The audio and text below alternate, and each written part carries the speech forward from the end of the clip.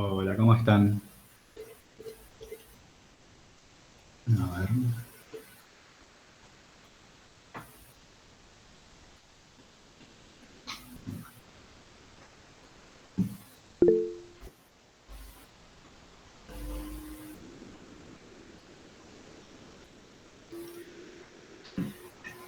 Bueno, chicos, no sé si se escucha. Si alguno me puede avisar por chat o por micrófono, como les sea cómodo, si se escucha.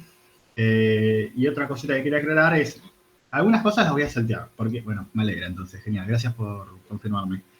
Porque la verdad es que la clase anterior, a diferencia de esto, que también los paralelos yo, como que hay más tiempo porque hacemos clase todas las semanas. Y la verdad es que les pasaba a hacer fisio, todo cardio y sangre juntos en una semana o en una clase sola. Fue muchísimo, muchos conceptos quedaron muy flojos, eh, así que bueno, hay cosas que la verdad no se pudo explicar muy bien y que quedaron resueltos, así que bueno, la idea sería apuntar un poco más a lo importante acá, cuando vea cosas que me parecen que no vienen dando el caso, las voy a saltear por eso mismo, y voy a usar las diapos de su profesora, digamos, para justamente ir a apuntar a lo que ella también apunta. Yo justamente vi una fisiología bastante diferente a la de ustedes, o sea, no sé, un cardio me podía poner a hablar 3 horas de electro para que entiendan, pero no viene al caso para ustedes. Así que bueno, uso las diapos de su profe por esa misma razón.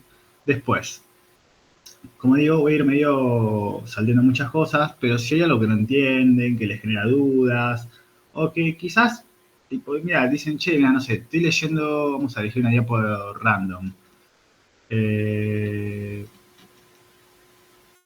bueno, justo no hay nada que me llame la atención. A ver, no sé, esto, no sé, la regulación de la respiración. No sé, ven esta diapo y dicen un montón de texto. Me pueden enviar un mensaje, no hay ningún problema, y decirme, che, Gonza, ¿qué es esto de regulación de la respiración? Y yo quizás les mando un audio, todo GD de 2 3 minutos, explicando esta diapo en español. Pero bueno, por si no entienden cosas, digamos, o salteamos, o no la entendieron como la expliqué, o fui medio de los chapazos, se les dio vergüenza repreguntar, o lo que fuese, cero drama. O para el grupo. Los de sangre que les prometí, la verdad es que estuve una semana complicadísima, pues estuve de guardia y estuve con 10.000 cosas, entonces la verdad es que no pude hacerlo. Así que en un ratito veo si lo puedo grabar, pero lo que me importa es que sepan que la vía extrínseca de sangre se hace por dos factores de población, que es el 7 y el 3. Entre los dos suman 10, 7 y 3. La vía intrínseca comienza desde adentro, o sea, no hay una lesión del endotelio, y es factor 11, 9, 8, y también al final termina en el 10. El 10 es la vía común, por eso si a vos te preguntan cómo inicia la cajada o la vía común, es a partir del factor 10. Yo siempre como que me lo aprendí que va dividiendo a la mitad. 10, 5, 2, digamos que es como 2,5, 2, 1. Y así termina la vía final. Sé que suena medio chino y no tiene mucho sentido si no saben de lo que estoy hablando, pero bueno, después les envío un dibujito para que sepan los números esos y en qué orden van. Bueno, comienzo porque si no nos vamos a atrasar mucho. Aparato respiratorio. En sí es cómo puedo meter aire a mis pulmones para justamente hacer la hematosis, para hacer intercambio eh, de aire a través de los alvéolos a los capilares sanguíneos y justamente ceder dióxido de carbono, es decir, eliminar dióxido de carbono e introducir oxígeno a mi cuerpo. Tiene varios pasos que ahora vamos a ir viendo, pero bueno, en sí, está constituido justamente por las vías aéreas, como a mí me gusta decirles, superiores e inferiores, superiores nariz, tráquea, etcétera, e inferiores el pulmón, vamos a decir. Esto me importa más dividirlo de esta forma porque justamente a los pacientes, yo aparte, o sea, no sé si ya lo dije 25 veces o no, porque doy clases acá en ISTO, en fisio, en micro, en fármaco, entonces como que ya estoy colgado.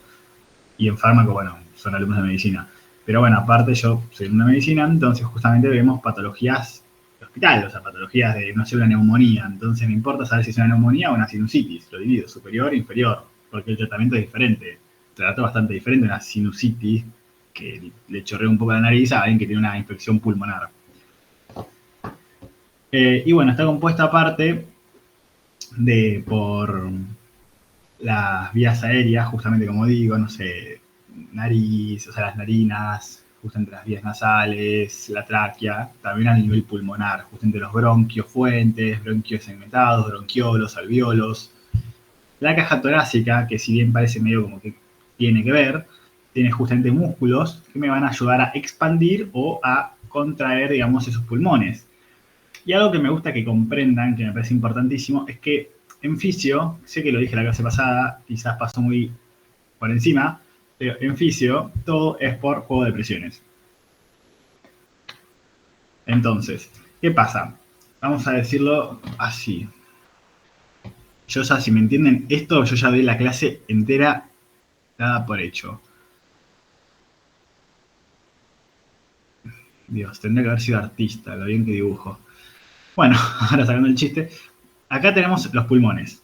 Y acá, digamos, no sé, la boca de mi paciente o la nariz por donde ingresa el aire.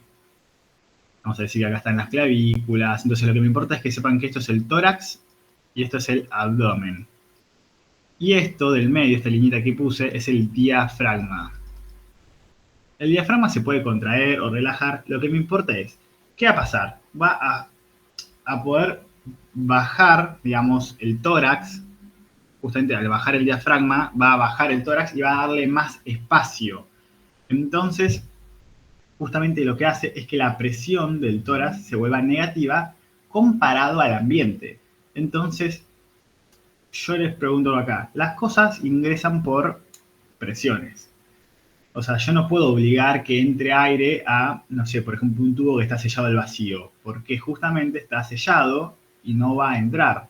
Entonces, vos para poder ingresar aire a tu cuerpo, lo que haces es contraer el diafragma para que baje la presión de milímetros de mercurio de tu tórax, y gracias a todo esto va a poder ingresar aire más fácilmente. Pero a la vez, cuando vos querés expulsarlo, cuando querés hacer una expiración, lo que hace el diafragma es justamente tirar esta línea hacia arriba, entonces comprime esto. Y es como un globo. Si yo agarro un globo y lo comienzo a apretar, va a tender al aire a salir por la misma presión que estoy ejerciendo. Entonces hago presiones positivas. Hago que justamente sea más, por eso positivo, más presión en el tórax que en el aire ambiental. Así que bueno, esto me va a explicar 7000 cosas de lo que vamos a hablar más adelante. Y bueno, aparte de esto, se requiere participación de diferentes sistemas. Cardiovascular, porque es la que lleva la sangre, digamos, y sanguíneo también, por lo mismo, para justamente hacer la hematosis, el intercambio de gases entre el alveolo y los glóbulos rojos. La función de ventilación justamente hace referencia a la entrada o salida de aire, digamos, desde el medio ambiente hacia mis pulmones. Y hay tres palabras que son bastante similares, o sea, no lo son, pero uno las escucha y suena similar. Ventilación, hematosis, respiración. No son lo mismo. Ventilación es como un ventilador que yo prendo cuando tengo calor. Ventilación es la movilización de aire. Punto. ¿El ventilador qué hace? ¿Hace que vos respires? No. ¿Hace que entre oxígeno a tus mitocondrias? No. El ventilador lo que hace es empujar aire. Bueno, la ventilación, el proceso que nosotros hacemos llamado ventilación, es el proceso por el cual hacemos que ingrese, digamos, aire desde el medio ambiente hacia nuestros pulmones. Después tenemos lo que es la hematosis. Que la hematosis es el intercambio de gases entre el alveolo y los glóbulos rojos que están en el capilar que está contactando ese alveolo. Y la respiración hace referencia a un proceso que pasa a nivel celular, que justamente es la respiración celular, es el proceso por el cual cede oxígenos a las mitocondrias para hacer toda una cuestión, digamos, donde se fabrica el ATP. Entonces, respiraciones a nivel de las mitocondrias, hematosis a nivel de los alveolos, y ventilación es una propiedad física de movilizaciones de aire. Bueno, esto es lo que decía antes, tengo la nariz, faringe, tráquea, y acá se divide en los bronquiofuentes y después bronquiolos hasta llegar a los alveolos en los extremos. Sé que la diapo está horrible, pero bueno, no es mía la diapo. Lo que me puede importar es saber diferenciar las vías extrapulmonares, vamos a decir lo que es vía superior, para así decir entre comillas, fosas nasales, que seríamos cuando ingresamos.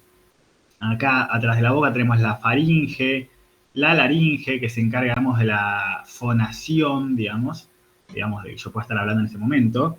Después tenemos la tráquea, que tiene cartílago, y los bronquiofuentes, que son justamente la división, digamos, de la tráquea, digamos, hacia adentro de lo que es el pulmón.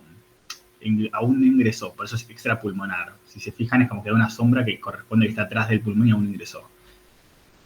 Y después, bueno, acá más o menos dice las funciones de cada uno. No voy a detallarme mucho en eso, lo pueden leer. Y esto que... No, tampoco. Bueno, lo que me puede ya servir que sepan, pero esto es más de histo, es que tiene un epitelio respiratorio, que es un epitelio pseudoestratificado, ciliado, con células caliciformes que se encargan de secretar moco y barrer justamente el polvo y diferentes cosas. Por ejemplo, si hay una bacteria o moco, lo que va haciendo es barrerlo, tallarlo a la boca y que uno se trague eso y que esas bacterias que tenían atrapadas en el moco vayan al ácido clorhídrico y el ácido clorhídrico del estómago las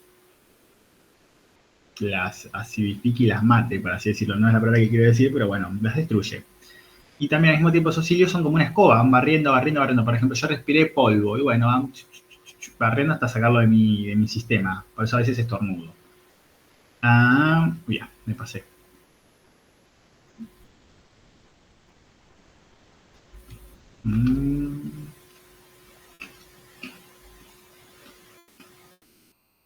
Bueno, esto quizás es pregunta de dato choice, pero yo me lo aprendí de esta forma. Vos tenés el pulmón y está dividido como en partes. El pulmón no es un solo bloque, no es como que te dijera... Bueno, la mayoría de los órganos están divididos en bloques. Si pensamos, no sé, el cerebro tiene dos hemisferios, está dividido en la línea media, y aparte de cada hemisferio tenemos, no sé, lóbulo temporal, lóbulo frontal, lóbulo occipital, lóbulo parietal, etc. No sé, todo lo del corazón tiene 4 cámaras, o sea, lado izquierdo, lado derecho, ventrículas, izquierda y derecha, aurícula, izquierda, derecha.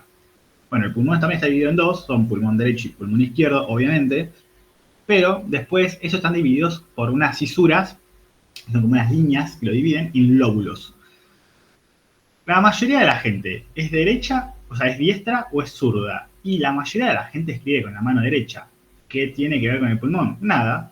Pero me hace acordar que la derecha es como más predominante. Entonces, en general, o sea, como hay más gente derecha, también vamos a decir que la mayoría de las cosas son más del lado derecho. Entonces tenemos 3 lóbulos pulmonares en el lado derecho y tenemos solamente 2 en el izquierdo. Si en un choice te aparece cuál tiene más, o sea, no te van a decir cuál tiene más, te van a decir tiene 3, tiene 2, etc. Acuérdense que el derecho tiene uno más. Es más normal. O sea, es más... La gente suele ser más de mano derecha para escribir. Bueno, también la gente tiene un lóbulo más en el pulmón derecho.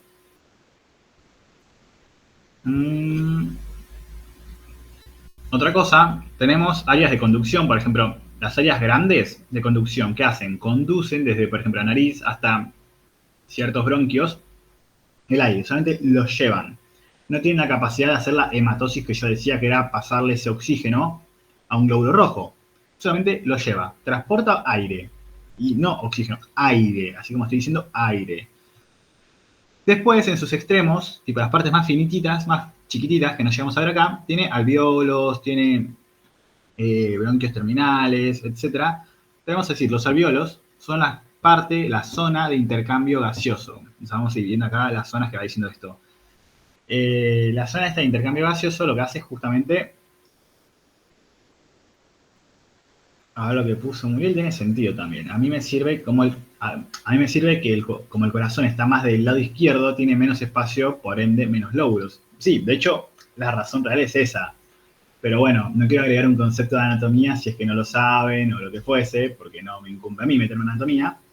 De hecho, lo dan 2 compañeras mías del hospital, así que deben estar buenas las clases. Pero sí, la causa es esa, de hecho. Así que genial lo que decís, porque es razonarlo. Pero bueno, justamente la zona de intercambio son más los extremos que justamente hacen eso que digo. Estaba pasando un glóbulo rojo por un tubito. Acá tengo, digamos, la bolsita donde está... Vamos a dibujarlo, porque si no estoy haciendo señas como un neandertal. Tengo acá el alveolo. Acá tengo mi vaso sanguíneo. Acá hay un glóbulo rojo. Este glóbulo rojo tenía dióxido de carbono que se lo manda al alveolo para eliminárselo del cuerpo, para lavarlo, le decimos nosotros, pero no importa, es para eliminarlo. Y acá hay oxígeno, digamos, que había ingresado, que se lo cede. Esto es la hematosis y se da en el área justamente de intercambio, en los alvéolos, que están contactando vasos sanguíneos.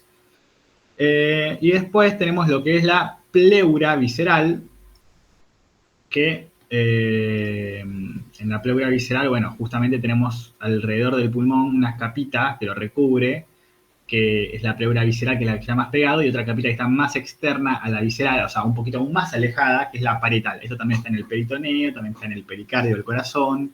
Entonces son capitas que lo que hacen es justamente darle la función de que friccione cuando se expanda y se achique, no choque contra nada y nada lo lesione, sino que sea como una capa que simplemente le da que se pueda mover más fácilmente.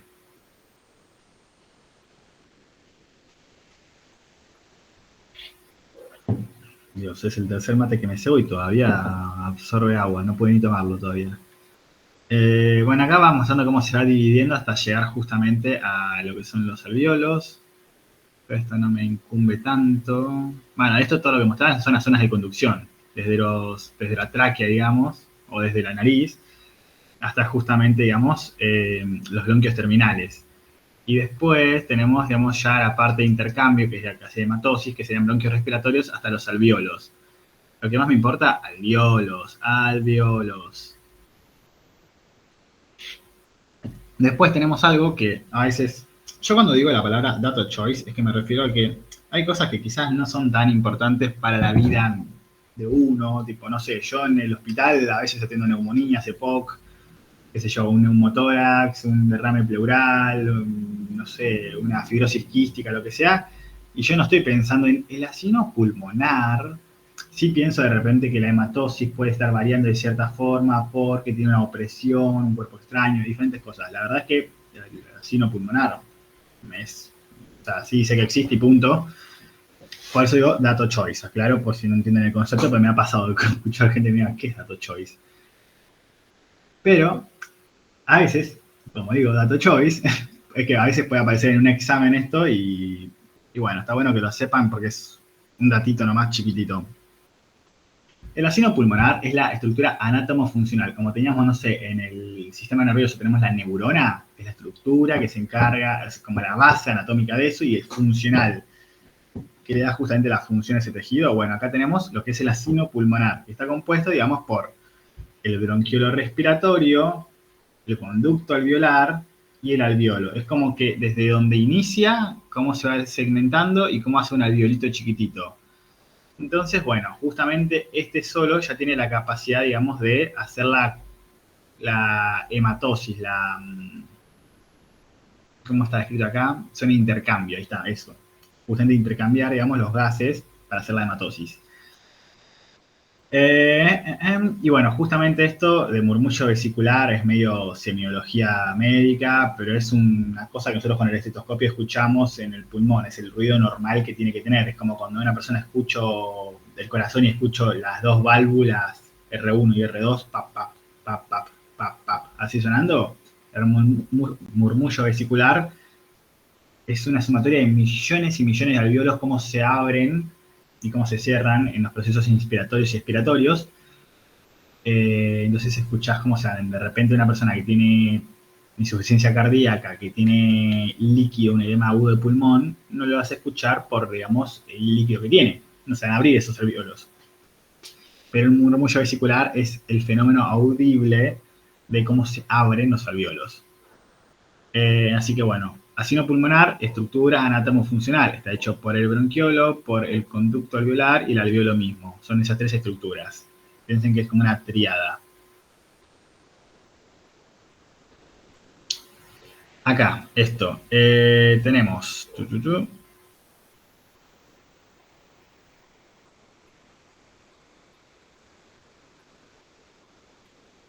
Tenemos lo que son vasos sanguíneos, que no sé dónde serán graficados acá, supongo que son estos, rojitos. Pasa que acá esta flecha marca otra cosa, pero bueno.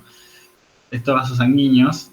Después tenemos todas las que son violetitas, que recuerdan un montón, son neumonocitos, o acá dice célula tipo 1, pero se llaman neumonocitos, neumo de respiratorio, de neumonología, ponele, neumonocito tipo 1, y los de tipo 2 que están acá, que son estos amarillitos. Y después, bueno, tenemos macrófagos y diferentes células del sistema inmune que se encargan de comer, digamos, cosas extrañas. Por ejemplo, no sé, una bacteria que entró, de repente polvo, lo que fuese. que de hecho se lo llaman neumonocitos de tipo 3, pero bueno, acá dice macrófago, nos quedamos con macrófago. Acá lo que quiero llegar es que justamente tenemos algo que en histo, los estoy torturando a los que tienen clases conmigo en histo. No, no está mal, de hecho es la nomenclatura oficial, o sea, neumonocito no estaría mal. Eh, es que célula tipo 1 hay 10 millones, depende de qué tejido estemos hablando. Si vos me decís, la célula de tipo 1 alveolar, pulmonar, es como decirle neumonocito, es más corto. Pero es como que me dijeras miocardiocito, ¿viste? La fibra del corazón. ¿Está mal decirlo así? No, es un miocardiocito, pero vos me podés decir fibra esquelética, perdón, esquelética no, fibra estriada cardíaca, de tejido muscular, contráctil. Es como, bueno, podés, pero te estás dando vuelta vos sola, decirle miocardiocito y acá decirle neumonocito. Pero bueno, los que están conmigo, los estoy torturando con todas las barreras y membranas, tipo barrera hematoalveolar, barrera hematoencefálica, barrera hematovalgo. Bueno, acá tenemos la barrera hematoalveolar. Barrera, porque se encarga, digamos, de evitar el pasaje de cosas que no quiera de un lado al otro. Hemato, porque es sangre, y alveolar, porque alveolo. Tipo, son las dos componentes que tiene. Acá le dice de forma diferente, pero es lo mismo. Membrana alveolo capilar, es lo mismo. Y bueno, acá les describe esta diapositiva desde lo que es, desde adentro de la luz del alveolo, es decir, de adentro del alveolo hacia el capilar. Entonces, ¿qué tenemos? Las células epiteliales del alveolo, o sea, el neumonocito. Después tenemos la misma membrana basal de este neumonocito, que sería, vamos a dibujarlo acá, tenemos acá el neumonocito, que es el epitelio, y abajo tenemos su membrana basal.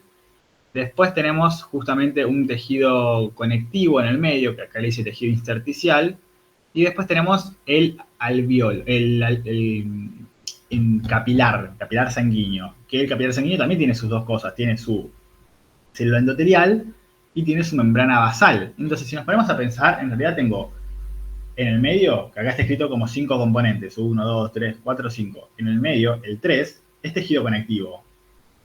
Pero después, del otro lado, tengo, ya del lado que quieran verlo, o sea, ponele el 1 y el 2, o el 4 y el 5, es lo mismo, es epitelio y su membrana basal. Epitelio y membrana basal de quién? Del alveolo. Bueno, y del otro lado, epitelio y membrana basal, ¿de quién? Del capilar. Entonces, si se fijan, está hecho prácticamente de lo mismo, simplemente es un espejo que está mostrándolo de ambos lados. Entonces es, sin mirar, así, se los digo, epitelio, membrana basal, el tejido conectivo del intersticio, tejido conectivo de vuelta y epitelio de vuelta. ¿Se fijan que es una tontería? Es re fácil.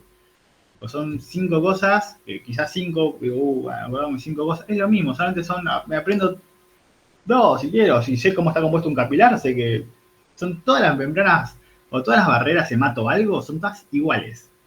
Epitelio, membrana basal, y la característica de esta membrana, que bueno, en este caso es un alveolo, que también está hecho por epitelio y membrana basal.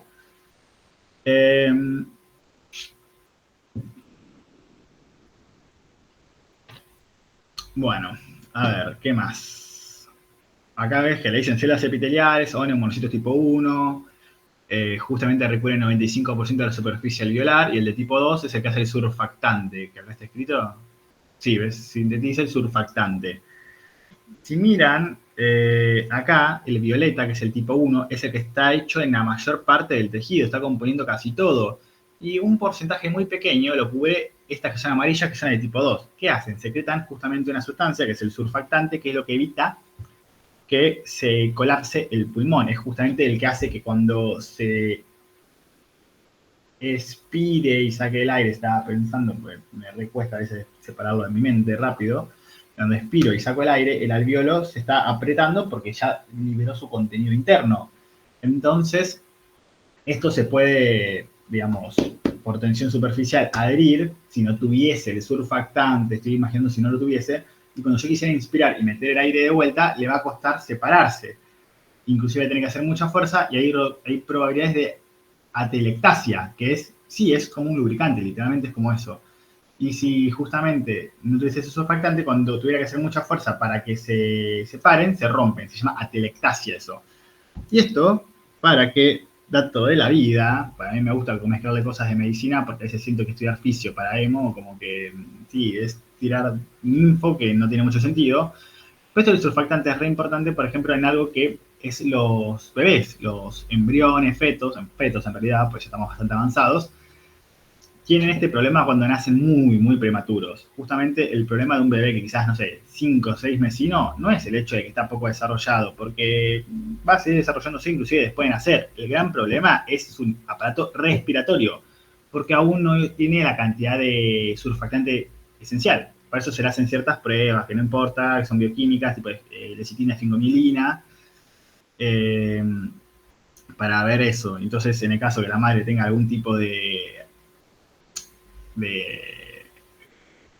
factor que pueda predisponer, que tenga el parto prematuro, o inclusive estuvo con contracciones o algo, se le pueden dar algún fármaco que sea tocolítico, es decir, que evite el parto de forma prematura, y se dan medicaciones para promover justamente la síntesis de este surfactante en el bebé, porque como pasaría en el caso que si naciese de forma prematura, cuando ya no respire más por el cordón umbilical y tenga que respirar por sus propios pulmones, y tenga que hacer sus propias primeras respiraciones, va a tener que hacer esa fuerza para poder despegar esos alvéolos que no tienen surfactantes porque es prematuro, y va a romper sus alvéolos y va a tener atelectasia y va a entrar en diestrés respiratorio porque va a comenzar a morirse por falta de aire.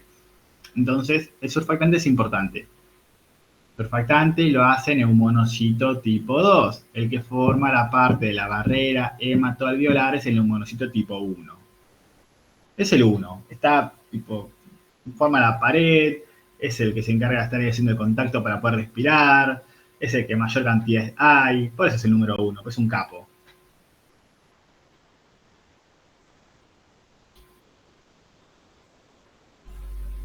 ¿Qué es esto?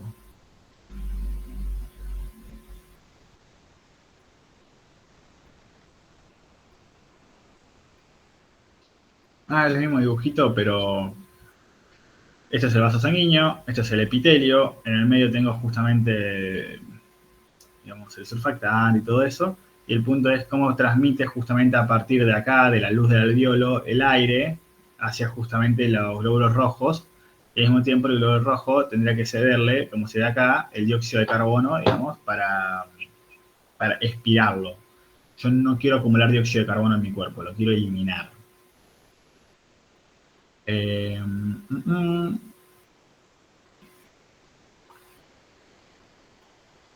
y bueno, esto. A ver. Eh, caja torácica.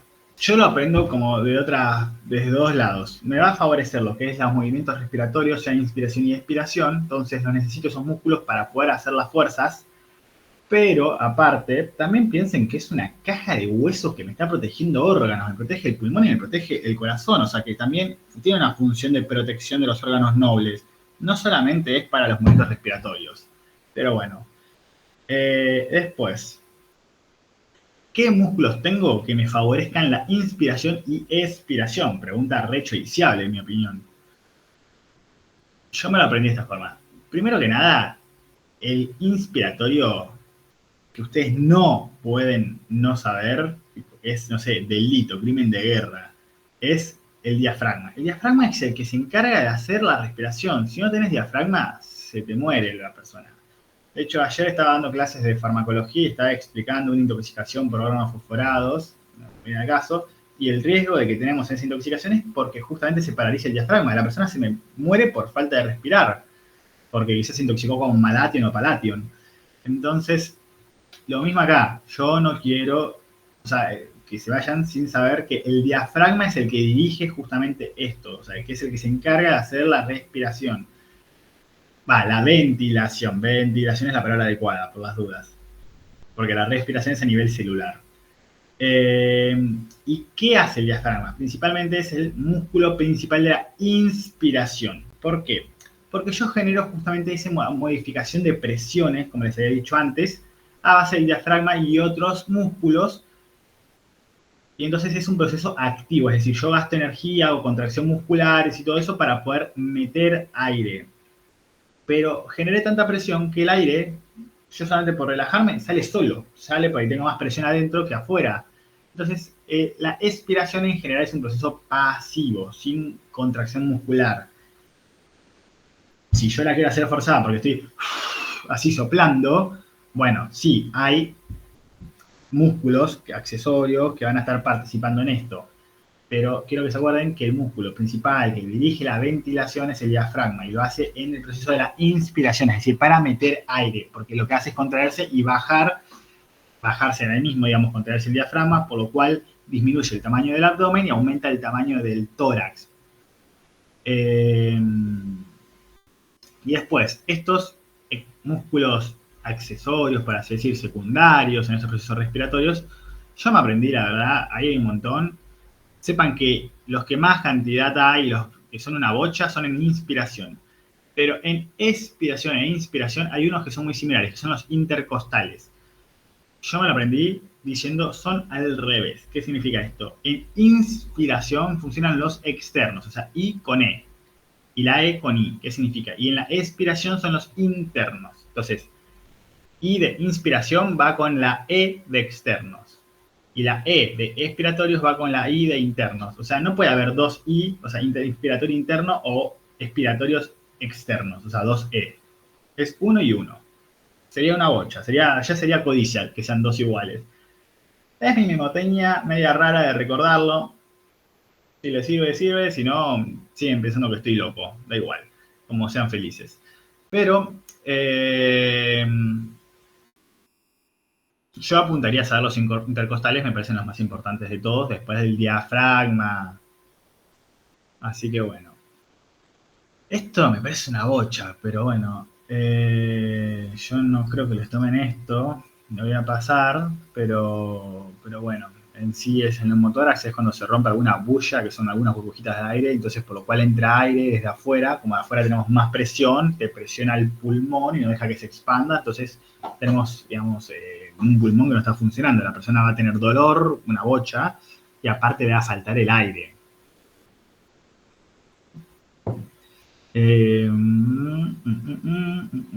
Bueno, acá lo que decía, inspiratorio diafragma, no me pueden no saber eso, y después accesorios los que quieran.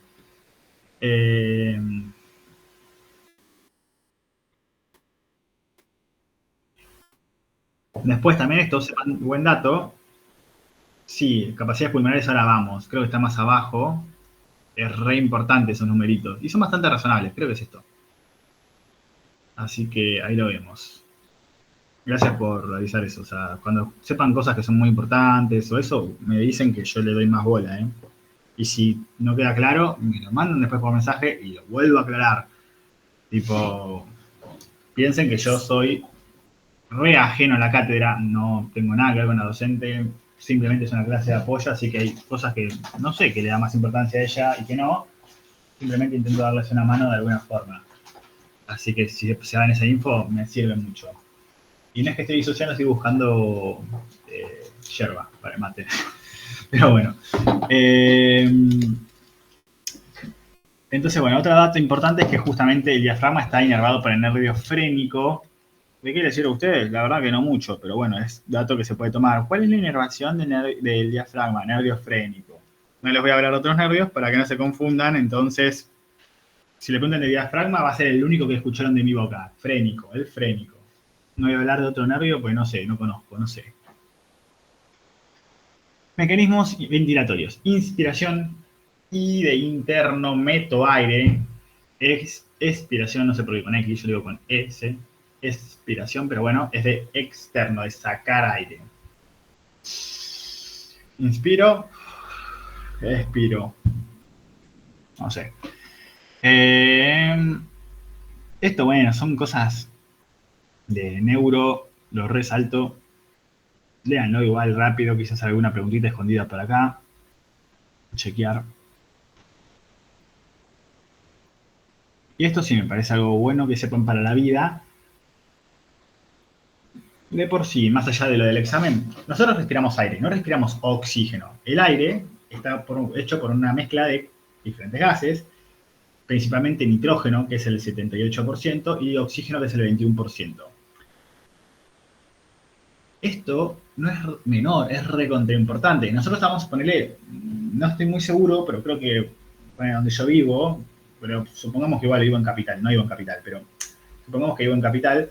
Capital también tengo entendido que está a la altura del nivel del mar. Creo que tenemos 20 metros de altura, o sea, estamos prácticamente a la altura del nivel del mar. Entonces tenemos una atmósfera. Mientras más subís, menos atmósferas tenés. Y mientras más abajo, tipo si te vas, no sé, abajo del mar, entre cada 10 metros de profundidad tenés una atmósfera extra. Pero igual es por la presión del agua y todas esas cosas. Pero bueno, entonces, mientras más alto vamos, tenemos menos atmósferas. ¿Qué me importa esto? Porque bueno, yo justamente tengo, por ejemplo, a nivel atmosférico acá, una atmósfera, tenemos 760 milímetros de mercurio de presión, de los cuales, si yo saco la cuenta, el 21%, si no me falla mal la memoria, es 160 milímetros de mercurio de oxígeno. El 21% de 760 es 160. Lo chequeado. Entonces, esa persona va a ingresar ese aire, esto quizás es más médico, pero bueno, va a ingresar eso, se va a mezclar, por ejemplo, en lo que es la tráquea con gases de vapores, que ya les bajan un porcentaje, entonces quizás ya va a 150, después se mezcla a nivel de lo que es el alveolo con también otros gases, como dióxido de carbono, y ahí aún baja más, a 100. Lo que pasa, digamos, la diferencia alveolo capilar, se pierde un par de milímetros de mercurio más y quizás pasan 95 milímetros. Y después se va perdiendo hasta llegar a la célula, a la mitocondria, que más o menos llegan al final 2 milímetros de mercurio. ¿Qué pasa? A mí lo que me importa en realidad es lo que llega al alveolo y lo que llega al capilar. O sea, 100 milímetros de mercurio, 95 milímetros de mercurio aproximadamente. ¿Qué me importa todo esto? Bueno, si estamos diciendo que el 21% del aire atmosférico que yo estoy respirando es oxígeno y yo, si comencé desde 160 milímetros de mercurio de oxígeno y a mi pulmón, a mi alveolo llegó más o menos 100 o 95, vemos que hay una merma, hay una pérdida. Imagínense ahora, si no están acá en Buenos Aires, están en el medio de el Aconcagua a 5.000 metros de altura. O, por ejemplo, algo más que se escucha en la vida cotidiana, entre recontra 20.000 comillas, pero vieron que muchas veces los jugadores de la selección tienen que ir a jugar a Bolivia, a La Paz, y ya comienzan a maricoñar los de la televisión diciendo, no, porque allá que falta el aire, que el oxígeno, que esto, que el otro. Bueno, en realidad sí les falta el aire, porque están a una altura. Creo que La Paz, en la cancha de allá, está como a 4.000 metros de altura o una cosa así, y tiene sentido sus quejas, porque en vez de haber 760 milímetros de mercurio, quizás hay, estoy inventando números, quizás hay 500 milímetros de mercurio. Entonces ese 21% es mucho menor. El 21% de 500 milímetros de mercurio, que por ahí tienen quizás 0,7 atmósferas ellos, tienen menos atmósferas que nosotros. Tienen menos aire, quizás tienen, en vez de 160 milímetros de mercurio de oxígeno, tienen 100. Entonces, cuando les llega al alveolo, o cuando les llega al glóbulo rojo, en vez de llegarle con 100, como nos llegaba a nosotros acá, quizás les llega con 70. Entonces hay una diferencia muy grande. ¿Y qué pasa? La gente que está allá se adapta con los años, con los meses, y tienen quizás poliglobulia, tienen un hematocrito mayor, tienen mayor síntesis de eritropoyetina, pero nosotros que vamos 3 días para jugar un partido, no nos adaptamos a eso, entonces nos falta el aire mal. Entonces, eso es una de las explicaciones por qué muchas veces están con los partidos de, ay, no, pero el aire, que esto y que lo otro. Bueno, para que vayan razonando cosas de la vida. Entonces, por esto me importa saber el porcentaje de oxígeno. Y muchas veces un paciente está con una hipoxemia terrible, que le falta aire en sangre, tipo, le falta oxígeno, en vez de tener 95, ponele, como está diciendo yo, tiene 70, está mal, le agrego oxígeno por cánula. Le puedo dar igual oxígeno por cánula al 21%, pero para que le ingrese de forma más directa y evitarle tanto movimiento respiratorio, porque en general la gente que está internada son viejitos, entonces hay de todo en la vida igual, pero ya sus musculaturas no están igual que las nuestras.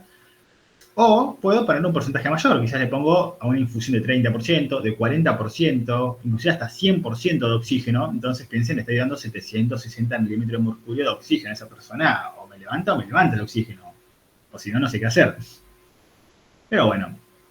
Como para que haya tenido un sentido esto de los porcentajes, las presiones de milímetro de mercurio. No, no le quiero dar los datos de memoria y los números, sino para que más o menos les suenen las cosas y cuando lo vayan a estudiar, lo repasen, digan, ok, este dato está por esto, más o menos. Ah, bueno, acá está explicado lo que decía, más o menos. Ven, a 12.000 metros que vuela un avión, por ejemplo, hay 150 milímetros de mercurio. Imagínense, hay menos presión atmosférica que inclusive oxígeno acá donde estamos nosotros. Entonces, quizás, a ver, vamos a decir un 25%, porque no sé hacer cuenta yo. Estudio medicina, no sé sumar. Pero vamos a decir que sería 75, 30 y 40 milímetros de mercurio de oxígeno. Yo tuviera que respirar a esos 12.000 metros de altura, me muero de hipoxia. Tipo, me falta el aire. No hay aire a esa altura. Por eso están presurizados los aviones. Presurización de que aumentan, hacen presión para que haya más atmósferas. Para que haya una atmósfera como justamente acá en la planitud. Por eso muchas veces cuando el avión despega y hace la presurización se te tapan los oídos, porque hay un cambio de presión y justamente las trompas de Eustaquio se encargan de eso. Así que bueno. Y ahora, volúmenes pulmonares, cosa muy importante. Quiero ver cómo vengo de tiempo, cuántas diapos me faltan. Una bocha. Bueno, vamos a fingir demencia un ratito. El pulmón, vamos a decir, tiene 6.000 mililitros, o sea, 6 litros de capacidad, de todo lo que puede meter en total. ¿Puede movilizar 6.000 en cada respiración? No, es una bocha. Imagínense, yo tengo una botella de 2 litros, me parece mucho, imagínense, no sé, yo digo, yo movilizo esto por respiración, me parece un montón. Pensé que el triple de capacidad tiene, un montón. Pero no es que lo haga. Vos tenés, primero, un volumen que es, como dice ahí, volumen residual, un volumen que queda dentro del pulmón y no se lo puede sacar. O sea, desde el nacimiento, desde nuestra primera inspiración, ese volumen entró y nunca tuvimos menos de 1.200 mililitros. Obviamente, cuando sos chiquitito, el porcentaje es menor, tipo, pues menores volumen, tu pulmón no maneja 6 litros, maneja quizás 2 litros o 1 litro, lo que fuese. Estas medidas están sacadas en hombre promedio, 70 kilos, bla, bla, bla. Quizás algunas de ustedes, que veo que la mayoría son mujeres, no sé, vamos a suponer, una pesa 50 kilos y mide unos 50, obviamente no maneja 6 litros de capacidad pulmonar total, quizás maneja 4. Pero bueno, a modo de ejemplo, piensen, 6 litros. Vamos a hacer una cosa estándar y normal. O sea, normal y estándar me refiero promedio de libro a eso. No estoy diciendo que el otro no sea normal, ¿eh? Entonces tenés un volumen que te queda siempre en el pulmón. Sí, estoy un ejemplo, 4.000 mililitros en una mujer, por ejemplo. Podría No, me ser. confundí, perdón, ¿4? O sea, Porque son 1.200, nada que ver. no, para no entender duda, repetime, por favor. No, que dijiste 4.000 mililitros que maneja. Sí, o sea, serían 4.000 Yo escribí mililitros. 4.000, perdón. No, no, 4.000, está bien lo que dijiste, 4.000 mililitros, o, si no le puedo decir, 4 litros. Son lo mismo, dicho en diferentes unidades.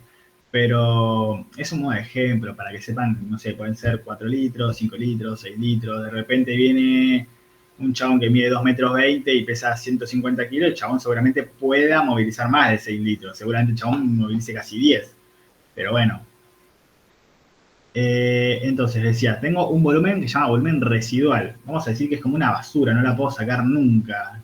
Es como el bordecito de la puerta cuando barres, que siempre te queda un poquito ahí, aunque barras y barras y barras, siempre te queda un residuo ahí. Bueno, lo mismo.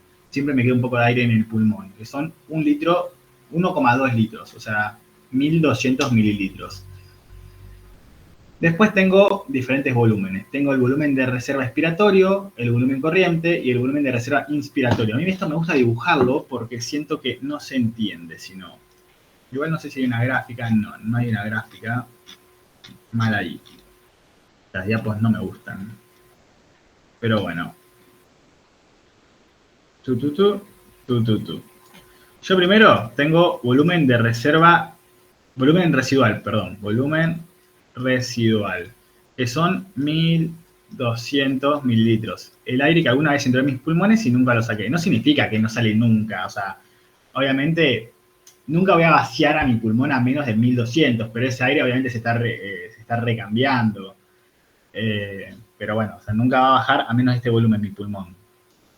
Después tengo, como dice acá, volumen de reserva expiratorio. Volumen de reserva expiratorio. Volumen corriente. Los hago todos juntos para ahora explicarme qué significa cada cosa. Volumen reserva inspiratorio. El volumen de reserva expiratorio, como dice acá, justamente tiene también 1200. El volumen corriente son más o menos 500. Y si no me equivoco, tendría que darme 6000 la suma. El volumen de reserva inspiratorio son 3100. Si hacemos la suma, tendrá que dar 6000. Pero bueno, voy a asumir 400, 500, 900, sí, 6000. Entonces, yo quiero comenzar a explicar desde acá, desde el volumen corriente. Ahora me van a entender por qué. Quizás suena medio raro de agarrar del medio, pero qué sé yo. Volumen, bueno, no, se ve muy chiquito. Volumen corriente es lo que yo movilizo de forma normal e inconsciente. ¿Qué significa esto? Inconsciente no me refiero a que estoy desmayado, sino que yo no estoy pensando. Vieron que ustedes respiran sin estar atentos a su respiración. Simplemente movilizan aire, bocha de veces, todo el tiempo. Más o menos se supone que esa respiración, así sin pensar, modo automático, moviliza 500 mililitros. Una respiración bastante tranqui. Vieron que ahora estamos lejísimos de esos 6000 que veíamos antes. Solamente movilizamos 500. Pero yo movilicé recién 500. Todos movilizamos recién 500 mililitros. ¿Vos podrías meter más aire o podrías sacar más aire si te lo propusieses? Y yo creo que todos diríamos, sí, puedo. Inclusive después de haber respirado así sin haberlo pensado, si yo antes de sacar el aire dijera quiero meter aún más, tipo movilice, por ejemplo, ahí quiero meter más aire. Ahí metí. Puedo agarrar y hacer fuerza y meter más aire aún.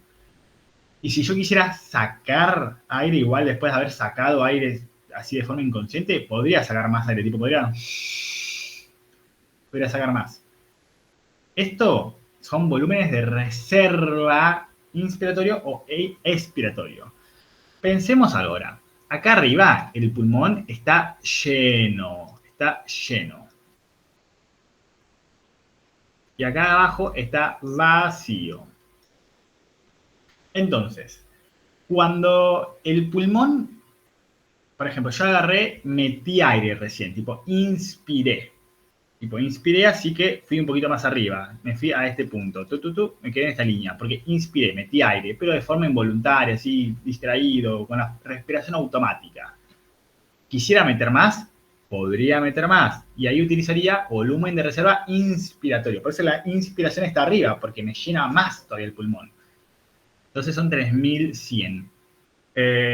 Si yo agarré y recién expiré este volumen corriente, pero quisiera expirar más, tengo un volumen de reserva expiratorio que va hacia abajo. ¿Por qué va hacia abajo? Porque estoy vaciando mi pulmón. Y esto de acá abajo, bueno,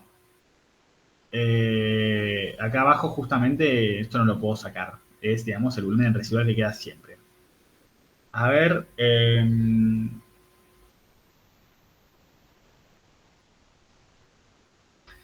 sí, lo de CrossFit o los ejercicios en general, sé que, mira, no sé la respuesta exacta, pero tengo entendido que se hace eso porque justamente la gente que moviliza mucho peso, también hablo de los powerlifters y gente que hace, no tanto CrossFit. CrossFit ya toman más una costumbre de otros deportes, como también en el gimnasio se hace lo mismo, pero en realidad está copiado eso de los powerlifters o halterofilia, que son los deportes que levantan una repetición sola a peso máximo, pero a peso realmente, no sé, 500 kilos de peso muerto, 600 kilos de peso muerto, y justamente el hecho de mantener esa respiración hacia adentro, o sea, ese aire, lo que hace es que aumente la presión, al mismo tiempo concentra dióxido de carbono, que son vasodilatadores en el cerebro, y que justamente lleve más sangre, porque muchas veces cuando hacen un deporte tan extremo, no te hablo de CrossFit ni de gimnasio, solamente que ellos toman esa costumbre de ellos.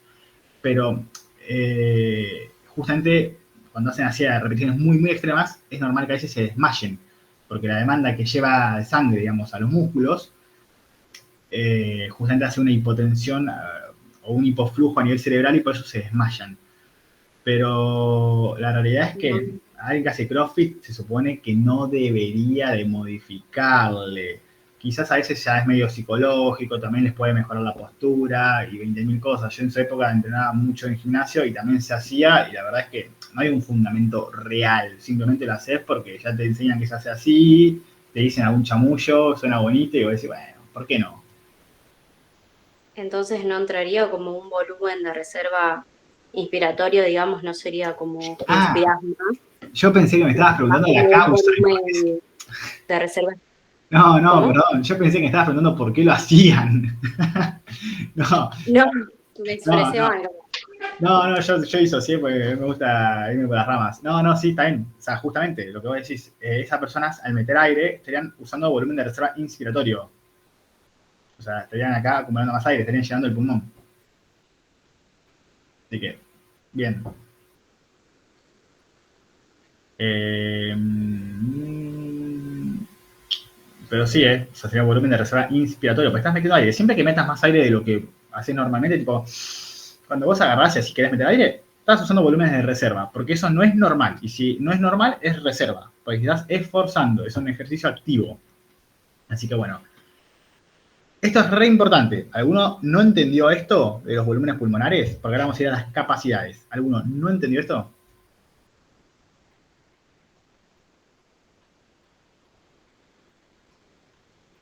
Calle Yo ahora. lo entiendo más o menos, pero después de última te consulto, así no te atraso en la clase. Dale, igual no hay ningún drama, o sea, me preguntan realmente. No, no sean tímidos, no muerdo. Bueno, capacidades pulmonares. En sí es una mezcla de los otros, es decir, teníamos los volúmenes de recién, la suma de dos o más volúmenes dan capacidades. Es eso en español.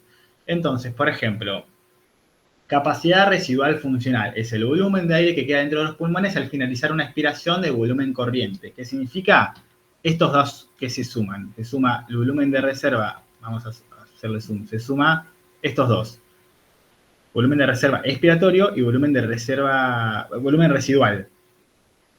Yo expiré, saqué aire, quedé acá en volumen corriente, pero en la parte de abajo porque saqué aire, expiré, y me quedan estos dos. Tipo, me queda volumen de reserva expiratorio y volumen residual. Eso es lo que vemos acá escrito como capacidad residual funcional. Por eso son 2.400. Si se fijan, es la suma de los dos anteriores. 1.200 más 1.200, eso.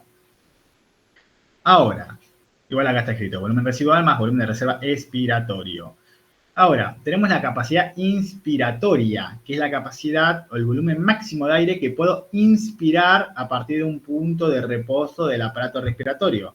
Nosotros teníamos recién que expiré. Yo recién había sacado el aire. Está en 2.400 mililitros. Recién había sacado mi volumen corriente. Yo ahora quiero, después de haber expirado de forma tranquila, digo, quiero meter todo el aire posible en mi pulmón, todo el máximo que pueda. ¿Qué voy a meter? Primero, el volumen corriente, meto esos 500 mililitros. Y después, inspiro mi volumen de reserva inspiratorio, meto esos 3.100 que tenía. Entonces, si yo hago la suma, son 3.600. Entonces, si se fijan, es la suma de dos volúmenes, volumen corriente más volumen de reserva inspiratorio. Y eso es lo máximo que puedo llegar. Después, ahí vimos esas dos, que son como las más difíciles de entender, digamos, porque jugás con que si inspiraste o expiraste el volumen corriente. Y ahora son estos dos los más fáciles. Capacidad vital. Es todo el aire que yo puedo movilizar máximo, desde donde quiera, con el pulmón lleno, con el pulmón lo más vacío que puedo tenerlo, no me importa. Como quieran verlo, ahí está escrito de cierta forma, me da igual, a mí no me gusta esa forma de explicarlo. Es todo lo que yo puedo mover. Yo tengo el pulmón lleno en 6.000, o sea, en 6 litros o en 6.000 mililitros, como quieran decirle. Yo si quiero sacar todo el aire que pueda sacar, voy a sacar 4.800 mililitros. O si yo estaba con el pulmón lo más vacío posible y quiero meter todo el aire posible, voy a poder meter 4.800. ¿Por qué? Porque mi pulmón tiene 6.000 mililitros. Y dijimos que había 1.200 que yo no puedo mover, que son estos de acá. Estos yo no lo puedo mover, porque es el volumen residual, justamente de eso se encarga, de ser un residuo, de no poder movilizarlo. Entonces, la capacidad vital funcional, la capacidad vital de la vida, no sé, qué sé yo, que le agregan esa palabra porque les pintó. Funcional es todo lo que puedo movilizar. Es volumen de reserva inspiratorio, más volumen corriente, más volumen de reserva expiratorio. Todo lo que yo puedo mover. ¿Por qué? ¿Yo puedo mover el volumen residual? No. Entonces, ese es el único que no entra en esta cuenta. Yo dije que todo esto tiene 6.000 mililitros. Si yo le resto 1.200 que son de este, me quedan 4.800. A ver, vamos a ver el numerito, a ver si no estoy loco. 4.800, capacidad vital. Capacidad vital funcional también lo pueden encontrar. Acá no sé por qué se comió la F, pero bueno. Y después la capacidad pulmonar total es todo lo que puede tener el pulmón entero, tipo todo el aire que puede tener el pulmón. No es cuánto puede movilizar o eso, sino que es si yo lleno el pulmón al máximo, por eso capacidad pulmonar total, la capacidad total que puede tener. No que mueva, sino lo que puede tener total. Que es 6.000 mililitros. Si nos fijamos, capacidad pulmonar total de todo. Entonces sumo a las 4. Entonces tengo volumen de reserva inspiratorio, volumen corriente, volumen de reserva expiratorio y volumen residual. Esto en su vida lo van a usar en un paciente porque para estudiarlo tenés que hacerlo por pretimografía, que es una máquina que en ningún lado tenés. Así que lo que haces son espirometrías que no miden capacidades ni volúmenes, sino miden flujos. Dato de la vida. Así que no sé por qué, bueno, tiene un sentido estudiarlo igual, pero qué sé yo. Pero más o menos, capacidades, ¿se entiende? Son la suma de 2 o más, en algunos casos, vimos que son 3 o 4 inclusive, volúmenes. Así que bueno, igual de última me preguntan, chicos, yo tipo, les respondo lo que me pregunten. Y acá se ve, volumen corriente es esto, que justamente son los 500 mililitros que decíamos. Puedo inspirar más y es la capacidad, digamos, la capacidad, ¿cómo está escrito? Capacidad inspiratoria, que sería capacidad, el volumen corriente más volumen residual inspiratorio, y la capacidad inspiratoria, y después de expirar, que es el volumen de reserva expiratorio, si se fijan es la capacidad vital, la suma de estas tres. Y si yo sumase todo, las 4, acá está escrito, es capacidad pulmonar total. Después les envío una fotito buena de esto igual. Igual si yo me olvido de las cosas, me lo dicen. Che, Gonza, ¿te habías olvidado de mandarnos X cosa? No lo hago de mala onda y no me joden. Soy colgadísimo, tengo mis materias, mi trabajo, mis otras materias donde doy clases también. Así que me dicen y yo me acuerdo y les envío. Así que bueno, eso. Y saben, si tienen dudas, me mandan, les mando un audio. Ustedes banquense que yo les mando un audio, eso sí. Pero bueno, después, ventilación pulmonar. Yo dije, ventilación es movilización de aire, como un ventilador. No hace una respiración, no hace hematosis. Ventilación es movilización de aire. Entonces, es el volumen corriente, o sea, la ventilación pulmonar es cuánto aire le ingresó a mi pulmón en el lapso de un minuto, en una unidad de tiempo. Siempre se usa un minuto en general en todo. Y es una fórmula bastante sencilla, volumen corriente, que son 500 mililitros, por la frecuencia respiratoria. Una frecuencia respiratoria normal es de 12 a 18. Acá, bueno, tienen anotado de 15 a 20, apréndanse eso. En la vida médica no usamos esos números, pero no importa, 15 a 20 para ustedes. Una persona que moviliza 500 mililitros por 20, me mató el número, 5.000, 10.000 mililitros de aire por minuto. Pero todo ese aire hace hematosis. Primero, no todo ese aire es oxígeno. Comencemos de esa base. Pero más allá, eso, olvidémoslo. ¿Todo ese aire contacta alveolos que hacen hematosis? No. Mucho aire no va a llegar porque hay un espacio muerto. Hay un espacio, acá le decimos muerto, en realidad no es que está muerto el tejido, sino que es un espacio que no tiene alveolos. Son las áreas de conducción, por ejemplo, tráquea, bronquios segmentados, bronquios fuentes, que no hacen hematosis porque no tienen alveolos. Nosotros sabemos visto que esas áreas eran de conducción y no eran las zonas de intercambio. Como acá está graficado, todo esto es espacio muerto anatómico y la última partecita, que es bien chiquitita, es la zona de intercambio. La zona de intercambio igual, aunque sea chiquitita, es gigante porque se va ramificando y va dando espacio para todos lados. Entonces, acá, para saber la ventilación, no pulmonar, sino la ventilación alveolar, al volumen corriente, que eran 500 mililitros, le restás 150, que es más o menos lo que se calcula que es de espacio muerto. De esos 500, 150 se pierden. Entonces me queda 350 mililitros de aire movilizados por ventilación. Y acá yo puedo seguir haciendo la misma fórmula, por multiplicado por la frecuencia respiratoria. En este caso habíamos dado un ejemplo de 20, entonces serían, en vez de 10.000 mililitros por minuto, serían 7.000 mililitros por minuto. Sigue siendo un montón, pero fíjense que bajó un 30% gracias a este espacio muerto. Así que bueno. Esto ya me parece datos. Y esto, a ver, ¿qué queda? Miro rápido qué queda. Porque quiero ver si me quedo disociando mucho en esto.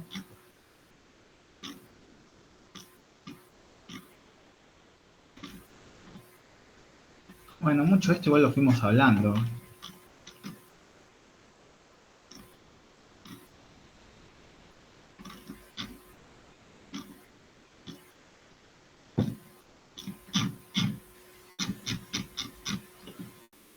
Bueno, ahora un cachitín más de esto y pasamos a renal.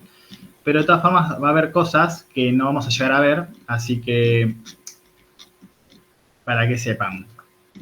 Si ustedes después leen estas diapos, porque como consejo de la vida les doy, sí, sería muy bueno que aprendan que aprendan, que se acostumbren a leer de libros. Están al principio de la carrera, si no me equivoco, oficio es de primer año, no sé, yo me recibí hace rato, no me acuerdo cómo está organizado el programa.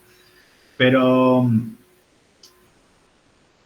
sería una buena costumbre acostumbrarse a leer de libros, pero la realidad, si es una materia choice, si están jugados de tiempo y todo, las diapos son una muy buena opción porque son las diapos que arma su profesora que arma el examen.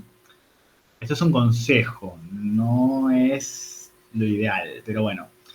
Entonces, lean de las diapos, pregúntense cosas, está el chat GPT, agarran y dicen, che, ¿qué es la elasticidad? Le voy a preguntar al chat, o a Gonza, pero le voy a preguntar al chat GPT, entonces puedo agregarle algo extra a esto para que yo lo pueda razonar. Más allá de repetirlo como un logro, también es el hecho de entenderlo. Por ejemplo, elasticidad, aunque uno imagina que es estirar algo, yo sé, ponérmelo a las malas, que elasticidad en realidad es la capacidad de algo de volver a su forma original. Entonces, en realidad es la fuerza para volver al estado original y no para estirarse, como uno piensa. Entonces, bueno, como dice acá, el pulmón y el tórax son cuerpos elásticos. ¿Qué significa? ¿Que se los puede estirar? No, al revés, que tienen la capacidad de recuperar su forma, que tienen fuerza para volver a donde estaban. Como cuando yo suelto una gomita que estiré, en realidad su capacidad elástica es cuando yo la suelto, que vuelve a como estaba. Así que bueno, eso. Y distensibilidad es al revés, es la capacidad de deformarse, digamos.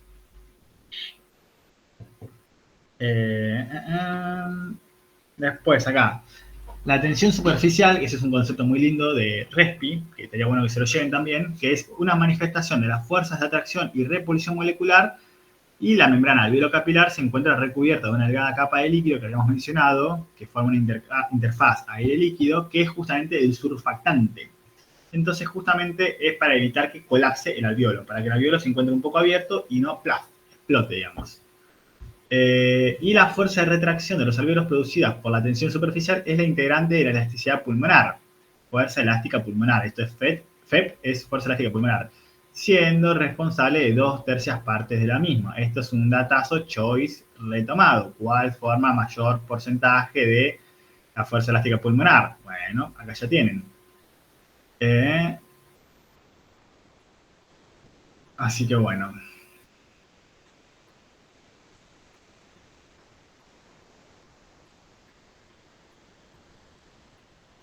Bueno, esto también está bueno para entender. No sé si alguna vez vieron. ¿Alguno de ustedes alguna vez tomó la presión de una persona, pero no con el aparatito, sino con un estetoscopio? Tipo, se van a tomar la presión con. No tengo acá mi foto. Bueno, no importa, aunque no lo vean. ¿Alguna vez ustedes tomó la presión con uno de estos?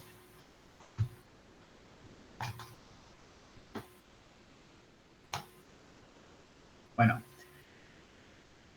para que tenga sentido. Uy, se me salió la membrana. Bueno, no importa. Bueno, el que me dijo que sí, Adriana. Si vos tomaste eso, vas a ver que en algún momento, cuando estás aumentando la presión, vas a escuchar cómo pasa la sangre y entre momentos no vas a escuchar nada. Cuando no escuchas nada, es porque el flujo es laminar. ¿Qué significa? Que está reorganizado, va pasando como, o sea, re lineal al vaso, porque justamente no tiene que ir a una velocidad hiper fuerte. Va tranquilo, a su ritmo, chill. En vez, es como cuando abrís la canilla y cae, o con una manguera y regás y tiene re poca fuerza, abriste la canilla poquitito y cae ahí el chorrito y no hace ni ruido ni nada. En vez, cuando vos estás justamente aumentando la presión a cierto volumen, y que aún no se colapsó la arteria, no quiero explicar cómo tomar presión, simplemente es para que entiendan el flujo laminar y el flujo turbulento. Pero cuando aumentaste mucho la presión y pasa la sangre muy rápido, que estoy apretando, por ejemplo, cuando tapo un poco la manguera y estoy regando el patio, y tapa un poco la manguera, aumenta la presión y sale mucho más fuerte el chorro. Y al mismo tiempo cuando golpea hace mucho más ruido y todo. Eso es lo que yo escucho. Cómo se puso turbulento el flujo, porque tiene que pasar muy rápido, entonces está chocándose contra las paredes y va generando un flujo ruidoso, como un río, que va todo el agua para todos lados, va golpeando.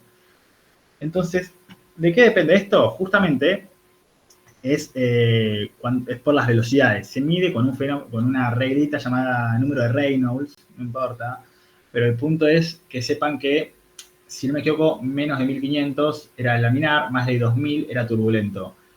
Pero el concepto es que quiero que entiendan, si justamente está pasando por un vaso sanguíneo que va de re despacito, por ejemplo un capilar, va a ser laminar.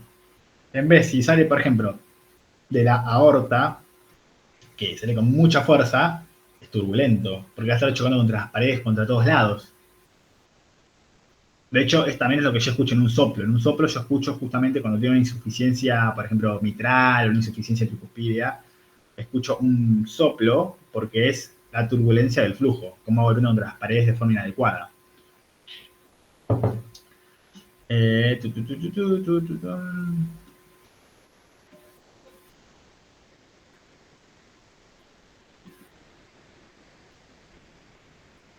Bueno, y esto para mí es otro dato choice de la vida. Esto yo que ustedes me lo anoto.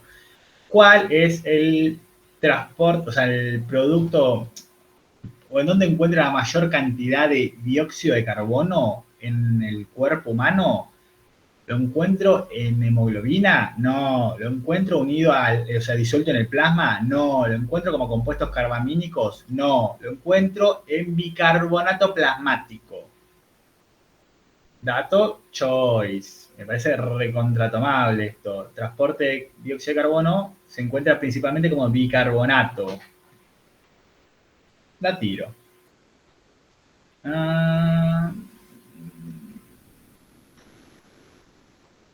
Bueno, esto ya no creo que sea muy importante. Bueno, ¿respi alguna duda? ¿Qué tan largo es renal?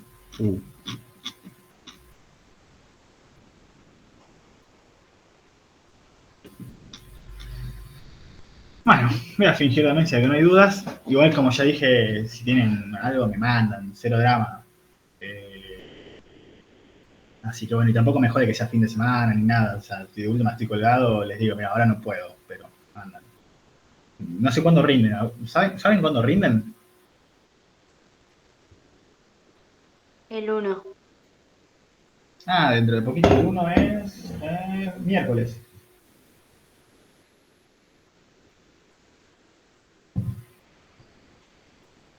Sé que es miércoles, pues yo rindo el 2. Tengo psiquiatría. Y tomo examen de fármaco, así que ya Como el 2. ¿Se cambió la fecha, chicas? buen momento para enterarse.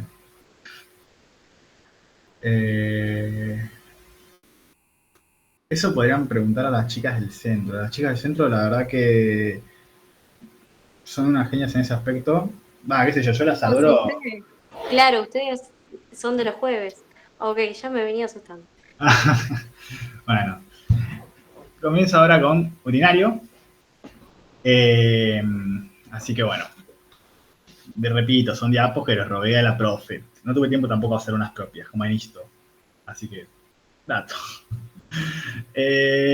Bueno, renal, vamos a ver principalmente el riñón. Si bien el aparato urinario está formado por muchísimas cosas más que el riñón, la realidad es que en lo que vemos fisio, principalmente hablamos de riñón. No voy a hablar de vejiga, de uretra, de pene, vulva, de, no sé, de cosas que yo veo en urología, no viene al caso acá. Tenemos, como dice acá, dos sistemas.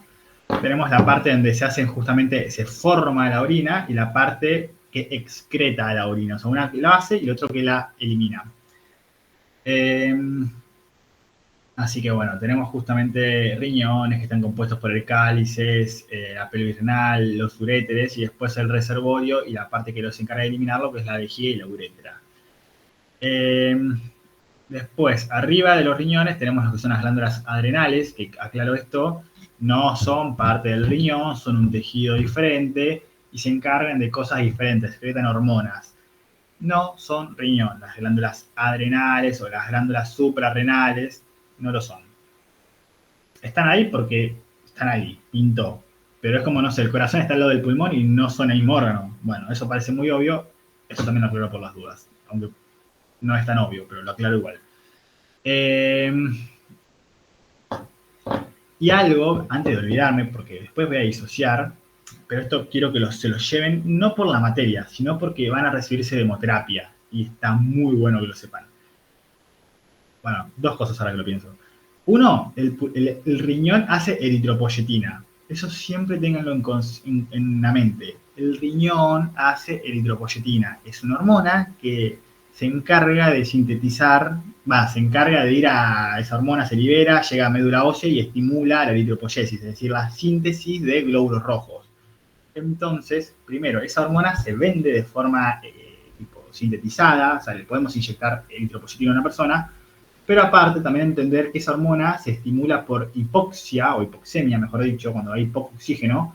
Entonces comienza a sintetizarse y aumenta la síntesis de glóbulos rojos para compensar eso. Tarda mucho igual en compensar, no es que lo compensa el otro día, tarda semanas, pero o días.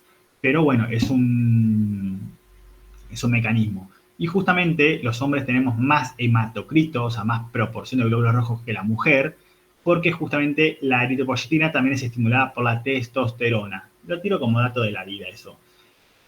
Pero ¿por qué me importa que la eritropoyetina se hace en el riñón? Porque puede venir un paciente que está en diálisis porque tiene insuficiencia renal crónica y ustedes puedan entender por qué lo estoy transfundiendo, porque está anémico. ¿Y por qué está anémico? Porque no tiene un estímulo para hacer síntesis de glóbulos rojos.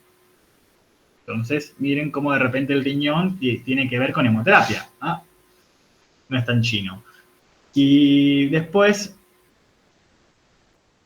¿qué era lo otro? Bueno, el riñón se encarga de filtrar todo. Es decir, yo si tengo una intoxicación por un fármaco, si tengo una reacción adversa, si tengo una respuesta inmune, si tengo 10.000 cosas, obviamente hablando de algo grave, no estoy hablando de una reacción de, se me cerró un poquito la garganta, me broté un poquito la piel. Estoy hablando de, no sé, un Steven Johnson, o estoy hablando de enfermedades tipo de repente una reacción, no sé, le di algún fármaco o algo que era alérgico a la persona, comenzó a hacer inmunocomplejos a lo loco, y esos inmunocomplejos después se depositan en algún lado, se depositan en el riñón, pueden generar una insuficiencia renal. Lo mismo cuando yo transfundo a alguien, esos glóbulos rojos comienzan a hemoalizar porque transfundí mal, porque soy un bruto y le transfundí algo incompatible o justamente contra su antígeno que no le dicen a DAI, por ejemplo. Van a ver estas cosas más adelante, igual en inmunohematología, no es para marearlos. El punto es, esos anticuerpos van a terminar parando en el riñón y van a hacerle bolsa al riñón. Ustedes si llegasen a cometer un error el día de mañana, que vamos a esperar que no pase, pero si llega a pasar un error, ustedes sean honestos y díganle al supervisor que está con ustedes o al médico, la cagué, le transfundí tal cosa, porque justamente esa persona si no va a desarrollar una insuficiencia renal aguda y le vas a cagar la vida de por vida porque le vas a hacer una falla renal, vas a vivir en diálisis toda su vida entera. Pero si vos agarrás y aunque te haya mandado la cagada, lo avisás rápido, esto es un llamado a la solidaridad, o sea, si vos avisás que te mandaste la cagada esa, pueden tomar medidas de sostén para evitar que llegue a pasar eso. Está bien, te vas a llegar a una cagada a pedo, pero se puede salvar el riñón de la persona y no le vas a joder la vida. Porque el riñón parece como un órgano que está muy ahí, pero el riñón se encarga de todo. Entonces, no es un órgano que está muy ahí, regula la presión arterial, por ejemplo, no sé, las medicaciones que se dan seguramente los padres de algunos de ustedes, como el enalapril, por ejemplo, es un fármaco que actúa a nivel del riñón y regula la presión ahí. muchos medicamentos de la diabetes actúan a nivel del riñón, no a nivel de lo que ustedes crean. Entonces, justamente, es un órgano que si falla, la persona va a pasarla mal. Así que bueno, y aparte justamente es como muy sensible a cuando hay una cana, como transfundir glóbulo rojo mal, una reacción alérgica, una reacción de hipersensibilidad, una toxicidad, etcétera. Bueno, ¿dónde se encuentra? Me da igual, lo que me importa es que sepan que tiene una corteza, que es la parte externa, como la corteza de un árbol, y adentro tiene la médula. Recibe, como dice acá, el 25% del volumen minuto. El volumen minuto es, de vuelta para recordar cardio, es una fórmula que es toda la sangre que se moviliza en el ventrículo izquierdo en el lapso de un minuto. Y está dado por el volumen sistólico por la frecuencia cardíaca. El volumen sistólico es cuánta sangre saco de mi ventrículo izquierdo hacia la aorta por latido, más o menos 70 mililitros. Ejemplo. Y por frecuencia cardíaca, vamos a decir que tiene una frecuencia cardíaca de 70 latidos por minuto, lo normal es entre 60 y 100. Tiene 70 mililitros por 70 latidos por minuto, son 4.900 mililitros aproximadamente. 5 litros vas a redondear, porque 4.900 a 5.000 es lo mismo. Imagínense que el riñón es tan importante que esos 5.000 se lleva 1.250 solo para él. El 25% de toda la sangre de todo el cuerpo es solo para él. Así que es importante. Y se encarga de filtrarla y sacarle las cosas malas, dejar las cosas buenas, entre muchísimas comillas. No es que tampoco es tan inteligente el riñón.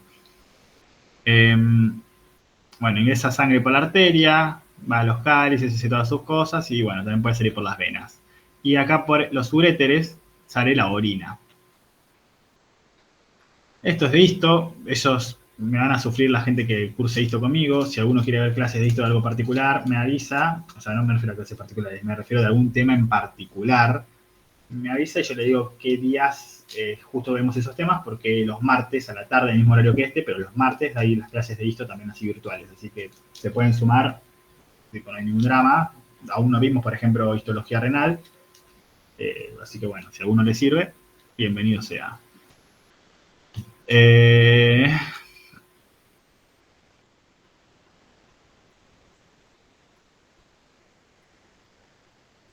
Esto no me importa, quiero ir rápido a lo importante. Bueno, la unidad anátomo-funcional. Habíamos dicho que en el pulmón era la sinopulmonar, en el riñón es la nefrona.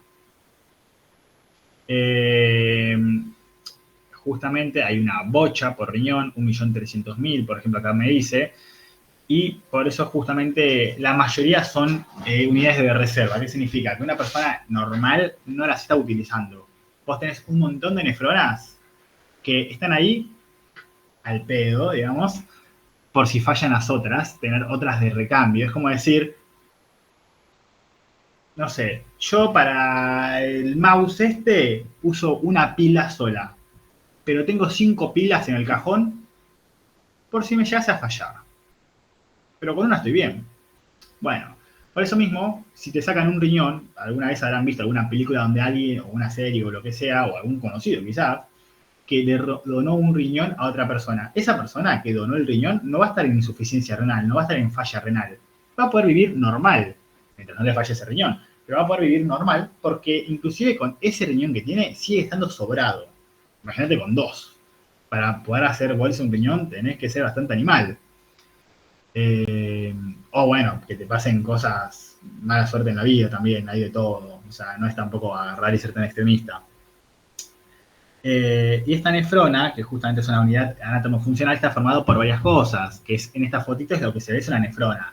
Tiene glomérulos, que sería esta estructura, que es un ovillo de capilares, justamente rodeado por lo que es la cápsula de Bowman, con lo que son los túbulos contorneados proximales, que son estos que se ven acá, como se van contorneando y son próximos al glomérulo.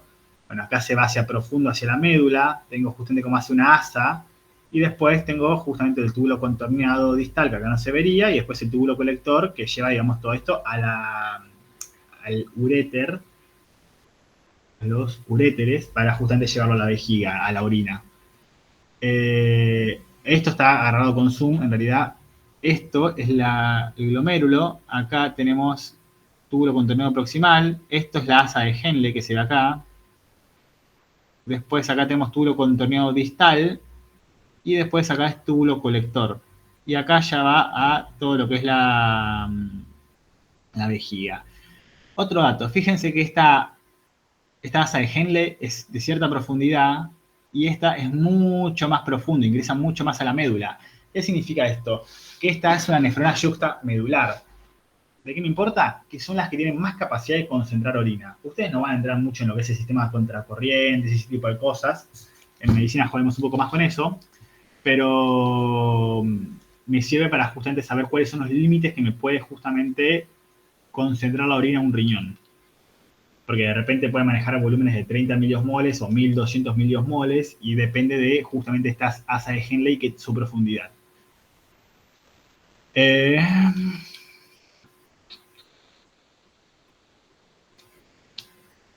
Acá, si se fijan, en el túbulo contorneado distal tengo una cosita rojita que hace una diferencia de color y está muy cerca del glomérulo. Y eso, no sé si está acá explicado, pero yo lo quiero mencionar porque me parece algo que también es re importante, y más en hemoterapia, que es el aparato yuxtaglomerular. El aparato yuxtaglomerular es un aparato formado por, no sé, no me acuerdo los nombres de las células, pero justamente se encuentra en el túbulo contorneado distal en contacto con el glomérulo y tiene unas células que se encargan de sintetizar renina, que la liberan a la sangre. ¿Cuándo la liberan a la sangre? Cuando sensa poco volumen de sangre en este túbulo contorneado distal. Por ejemplo, ¿cuándo llegaría poca sangre? Cuando, por ejemplo, tengo una hipovolemia, cuando tengo un sangrado, o sea, cuando cayó la presión arterial de forma severa. ¿Por qué caería la presión arterial de esa persona? Bueno, si yo tengo menos sangre en mi intravascular, sea porque estoy deshidratado, porque estoy hipovolémico, porque tengo un shock, porque me corté y me estoy con una hemorragia terrible, esto va a sensar que hay poco, y lo que va a hacer es encargarse de reabsorber sodio, que esto va a traer agua, al mismo tiempo generar vasocontracción. Entonces, esto se encarga de justamente mantenernos vivos en esos casos, digamos, de hipotensión. No es que lo hace solo la renina, sino que se llama sistema renina-angiotensina-aldosterona, pero la renina es la que se encarga de comenzar toda esta cascada a partir de lo que sensa a nivel del riñón. Y de hecho, muchos medicamentos que, no sé, toman algunos de los padres de ustedes quizás, como el enalapril, lo que hace es justamente inhibir uno de los siguientes pasos. Esto lo explico así 2 segundos, porque no me importa que entiendan esto, pero no sé, esta renina estimula una hormona llamada, Dios, me fue el nombre. Renina angiotensinógeno. Bueno, el angiotensinógeno se transforma en angiotensina 1 y la angiotensina 1 se transforma en angiotensina 2 por culpa de la renina. Lo que hace es bloquear justamente la enzima convertidora de angiotensinógeno para que no haya angiotensina 1. Ese medicamento, el enalapril, por ejemplo, un IECA, es inhibidor de la enzima convertidora de angiotensinógeno, y entonces no va a haber aldosterona al final, y entonces evitas la reabsorción de sodio, que ingrese más agua, que genere un buen efecto vasopresor de contracción. Así que bueno, sí, el sistema renina angiotensina aldosterona es re importante. Lo toman en hito, en fisio, en fármaco, en semio, en interna, en nefro, en uro, en cardio, en lo que se te ocurra. Si no sabes esto, tipo, muerte a los pacientes. Pero bueno. Y piensen que ustedes en EMO van a estar mucho con pacientes con hipovolemia, con shock, con deshidrataciones masivas, con sangrados. Así que tiene sentido que lo entiendan. Obviamente quizás no van a estar implicando en pasos intermedios de cómo controlarlos farmacológicamente, pero bueno, saber cómo responde el cuerpo ante una hipovolemia. Bueno, ¿qué funciones tiene el riñón? Lo que me importa. Forma orina. ¿A partir de qué? De justamente depurar, hace una depuración plasmática, saca justamente electrolitos que hay ya de más, reabsorbe los que necesita, elimina sustancias que no me importan, tipo desechos, por ejemplo la urea, regula el medio, o sea, el equilibrio del medio interno, o sea, justamente hace homeostasis, regulando justamente la cantidad de agua, de osmolaridad, que es lo que decía antes de la asa de Henle, y el contenido de sodio, que el sodio va a estar ligado a lo que es el volumen sanguíneo. ¿Por qué? Porque el sodio es una sustancia osmóticamente activa, atrae agua. Entonces, si yo tengo más sodio, alguna vez habrán escuchado que si comen mucha sal, retienen mucho líquido, y es verdad, la sal es osmóticamente activa. Entonces, si tengo mucha sal, o la reabsorbo, voy a reabsorber más agua también a nivel del riñón, y entonces va a aumentar mi volemia. Si elimino más sal, también voy a eliminar más agua, voy a orinar más. Esto pasa mucho en los diabéticos tipo 1, que la glucosa también es osmóticamente activa, entonces van a tener poliuria, que justamente es orinar más, por culpa de que tienen glucosa en la orina, tienen glucosuria. También se encarga de regular el equilibrio ácido-base, porque también reabsorbe bicarbonato, por ejemplo. Entonces el bicarbonato es una base. En casos de acidosis respiratorias, el riñón va a intentar compensarlo a base de reabsorción de bicarbonato. También regula la calcemia, porque también el riñón se encarga de activar lo que es la enzima, tiene la 1-alfa hidroxilasa, que lo que hace es pasar de 25-di-ergosterol a vitamina D3 activada, que es la 1,25 alfa, no sé qué, no me acuerdo el nombre completo. Pero bueno, se encarga justamente de activar la vitamina D. Si bien la vitamina D la activa en cierta parte del sol en la piel, después tiene que ir al riñón a terminar de activarse, inclusive pasa por hígado, pasa por varios lados. Regular la presión arterial, ¿por qué? Por el sistema renina, angiotensina, aldosterona, que mencioné hace un rato, y también regula la eritropoyesis a partir de la eritropoyetina. Vieron que hace un montón de cosas, y más o menos las fuimos hablando un cachito así, inclusive antes de llegar a esta diapo. Y eso que vamos por la diapo, no sé, 3. Algo que me gustaría que, como tip, pues no sé si voy a poder hacérselos entender en media hora que me quede de clase, pero me gustaría que ustedes lo repasen, es la diferenciación de filtración, reabsorción, secreción y excreción. Vamos a intentar hacerlo igual. Filtración es desde la sangre, que está en los glomérulos, sangre en los glomérulos, entra a estos tubitos que van a terminar formando orina al final, porque acá va a eliminar orina. Entonces, filtra desde la sangre hacia estos túbulos. Túbulo contorneado proximal, acégenle, túbulo contorneado distal, túbulo colector. O sea, filtra esos. Desde sangre hacia estos túbulos. La reabsorción es que desde estos túbulos salen de los túbulos y entran a sangre de vuelta. O sea, se reabsorbió al sistema sanguíneo. La secreción es que desde la sangre, no por el glomérulo, sino ya por sistemas posteriores al glomérulo, como se ve acá, la secretan directamente. Y ya la pueden secretar a pasos posteriores de lo que es el túbulo contorneado proximal. La pueden secretar de repente a lo que es el túbulo colector, al túbulo contorneado distal, lo pueden secretar inclusive bastante después. Y la excreción es lo que sale. Lo que sale, la orina es lo que yo excreto. Bien sencillo. Entonces, la filtración es en el glomérulo, tipo en la cápsula de Bowman que tiene el glomérulo, es ahí se da la filtración. Y la excreción se da en lo que yo orino. Cuando voy al baño estoy excretando. La reabsorción y la secreción se dan en las partes intermedias. Ustedes apréndanse bien esto, porque ahí están las diferencias finas. Bueno, y ahora los chapazos. Esto menos, esto no. Bueno, sí, esto sí, la verdad. Bueno, tenemos de vuelta una barrera de filtración. Habíamos visto antes que teníamos la barrera hemato-alveolar. Bueno, acá tenemos lo que es la barrera de filtración. La única diferencia acá es que yo quiero que filtre, así que no tengo una barrera continua, toda perfecta e impenetrable de células endoteliales de un vaso sanguíneo, sino que acá está un poquito rota esta pared y son endotelios capilares fenestrados. Significa que tiene pequeños agujeros en su endotelio, este epitelio. Este epitelio tiene pequeños, o sea, su vaso sanguíneo tiene las células epiteliales que se llaman endotelio. Lo importante es que este capilar tiene pequeñitos agujeros para que pasen las sustancias que quieran, por ejemplo, iones como sodio, potasio, cloro, calcio, cationes como bicarbonato, entre otros, urea. Después tiene obviamente como todo capilar, abajo del epitelio tengo la lámina basal y después tengo unas células llamadas podocitos que lanzan unas prolongaciones que se llaman pedicelos que bueno, justamente forman parte de esta barrera. Entonces esta barrera está formada por estas tres cosas: endotelio, lámina basal y las prolongaciones de los podocitos, que se llaman pedicelos. Acá está más graficado, es lo mismo que estoy explicando recién. Y acá de vuelta lo mismo. Y acá de vuelta lo mismo, para que si no queda claro.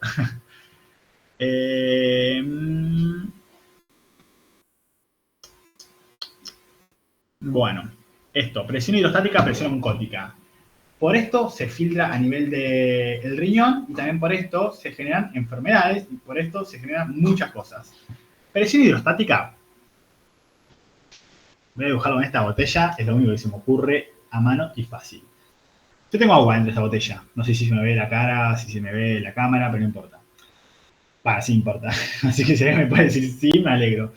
Eh, Tengo agua dentro. Esa agua quiere salir de la botella. O sea, si la botella pudiera atravesarla el agua, lo haría. Pasa que, bueno, es de plástico y no puede.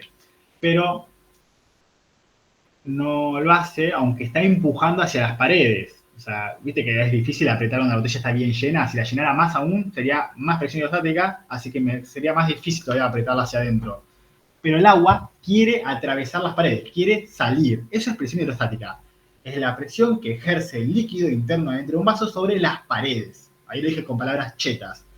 Pero es como el agua quiere salir. Y después tenemos la presión oncótica. Que ¿por qué se llama oncótica? No tengo la menor idea. Pero la presión oncótica lo que quiere decir es, hay alguna fuerza, algo, que lo que hace es que esa agua, ese líquido se quede adentro. En general es la albúmina. La albúmina es el mayor determinante de la presión oncótica. Es una proteína que se encuentra en el plasma, de hecho es la proteína más abundante y lo que hace es generar presión oncótica, es decir, que el agua, tipo, es como, vengan a mí, tipo, y atrae el agua hacia ella. Y es un equilibrio. Los vasos sanguíneos, por ejemplo, eh, tienden a tener mayor presión oncótica y mantener el líquido adentro. Ahora un vaso sanguíneo normal. Alguna vez, quizás ustedes, en mi caso no me pasó como familiar, sí me pasó como médico ver esto, pero no como familiar, pero quizás alguno de ustedes alguna vez vio a alguna abuela, algún abuelo, o quizás algún padre también, ¿por qué no? Con mucha hinchazón en las piernas, tipo como que tenía mucho líquido en las piernas, tipo hiper hinchadas. Eso, si llegan a ver, eso es porque justamente hay un desequilibrio en las fuerzas de Starling, que las fuerzas de Starling son esto, justamente la relación entre la presión hidrostática y la presión oncótica, y habrá ganado la presión hidrostática y extravasó el líquido, salió de los vasos sanguíneos. ¿Por qué en las piernas? Por la gravedad, las personas estamos paradas, la va hacia abajo, pero puede pasar en todos lados. En los pacientes que están, por ejemplo, internados, lo vemos mucho en lo que es la espalda y en los pulmones, porque están acostados y va hacia ahí el líquido.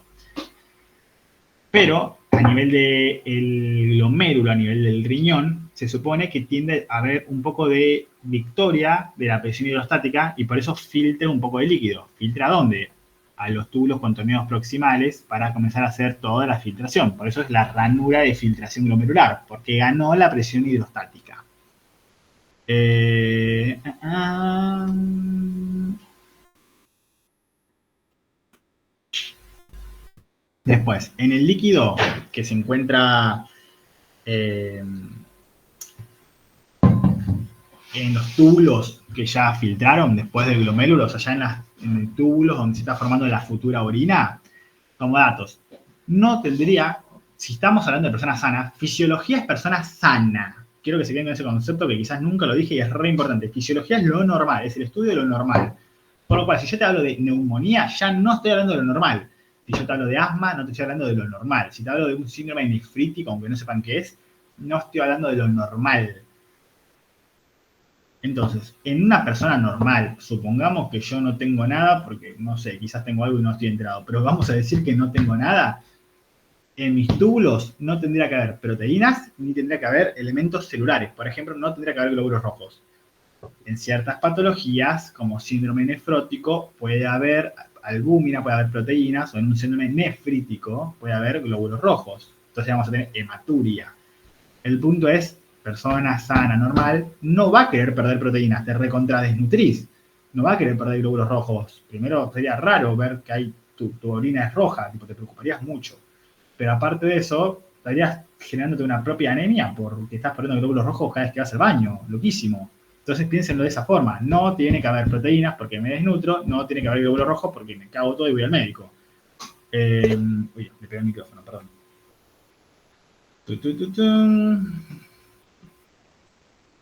Entonces lo explicamos.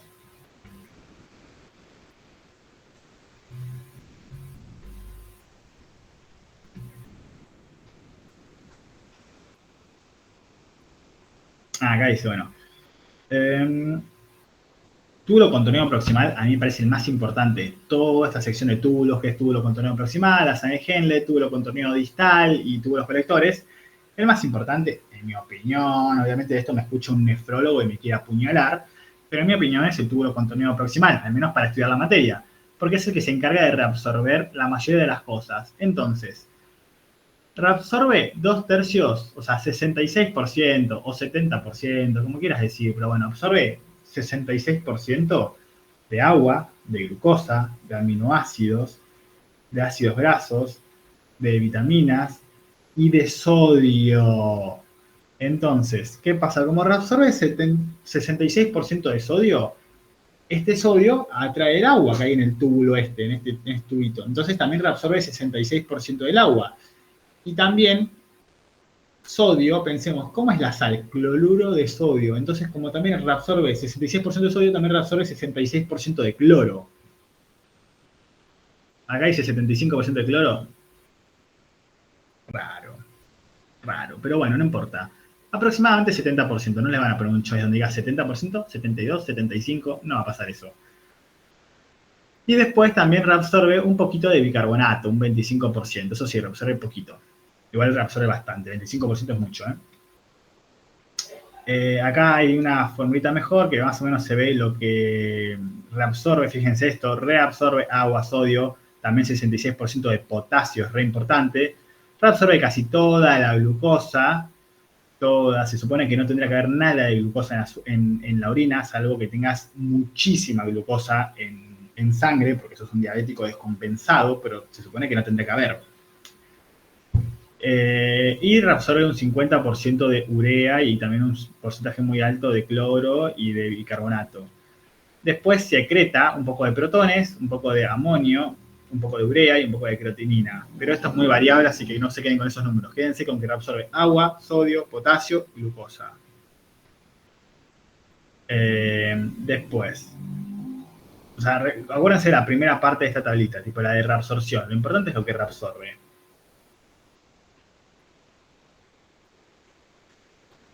En la asa de Henle genera justamente un líquido hipotónico, o sea, justamente va concentrándolo de a poco, va haciéndolo más y más concentrado, o sea, con menos agua y más iones, porque es muy permeable al agua. Entonces sale el agua de esta asa de Henle y solamente quedan iones. Entonces se queda como con, en vez de todo este líquido, se queda como con una tapita de líquido, re poquito, pero lleno, lleno, lleno de iones. Es como que esa orina re amarilla oscura, pues está re concentrada, algo así, digamos.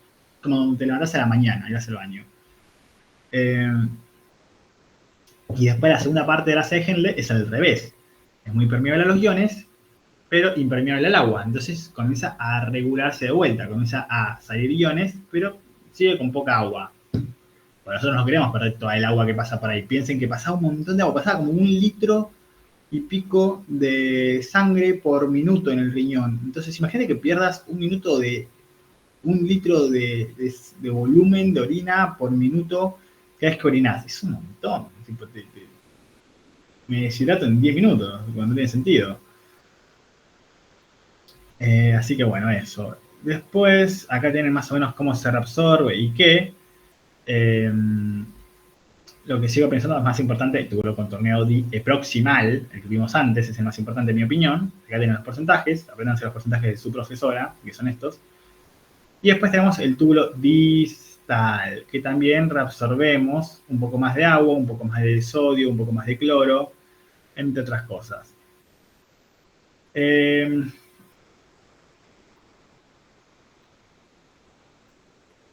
Estoy buscando algo acá, esto. El túbulo distal y el túbulo colector, tipo las últimas partes, tienen secreción de potasio. Esto es importante porque justamente de esta forma se regula lo que es el sistema renina-angiotensina-aldosterona. Reabsorbiendo sodio, aumenta la reabsorción de sodio por justamente el estímulo de la aldosterona y al mismo tiempo secreta, o sea, saca afuera hacia estos túbulos para después excretarlo, o sea, secreta potasio. Eh,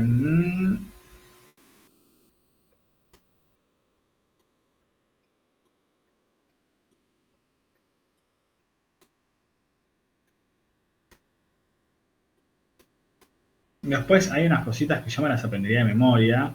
no digo que esté bien, pero bueno. Pero, por ejemplo, para saber el BFG, que es el volumen de filtrado glomerular por minuto, es decir, cuánto volumen de sangre filtra por el glomérulo por minuto, se utiliza lo que es la creatinina.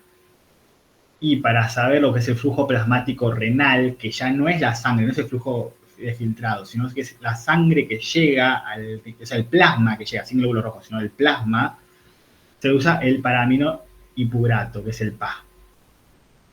Yo me aprendería como, bueno, flujo plasmático renal, PA. BFG, creatinina, como datos. Porque la verdad que explicarlo es muy largo.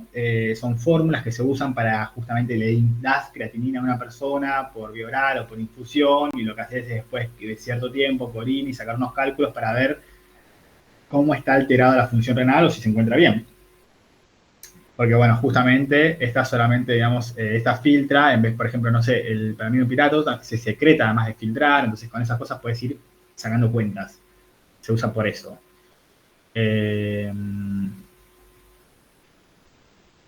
Bueno, y acá esta formulita que a mí me gusta, pero es bueno, dijimos el 25% de la sangre que pasa por el corazón, o sea, esos 5.000 mililitros o 5 litros que salen del ventrículo izquierdo por minuto, el 25% va al riñón. O sea, vamos a decir que son 1.250 mililitros.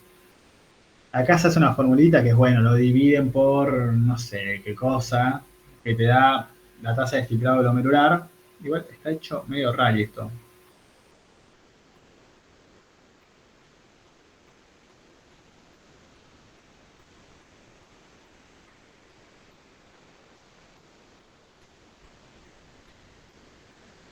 Ok, está organizado mal. Pero bueno, en realidad como tenemos acá, flujo sanguíneo renal, que es lo que ya decía, cuánto volumen de sangre llega al riñón por minuto. Más o menos 25% del volumen minuto cardíaco.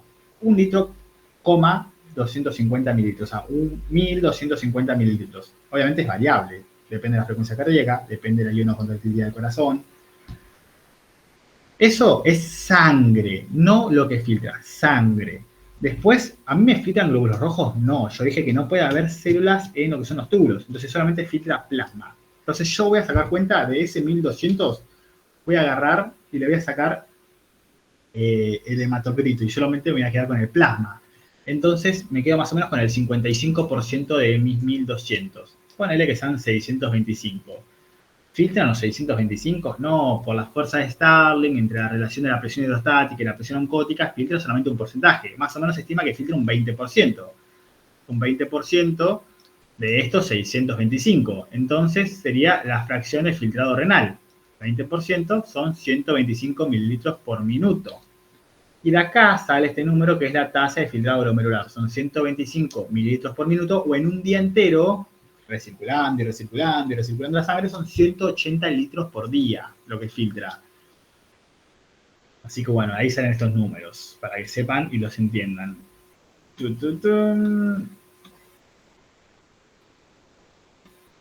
Quiero ver si hay algo que me importe y si no ya los libero.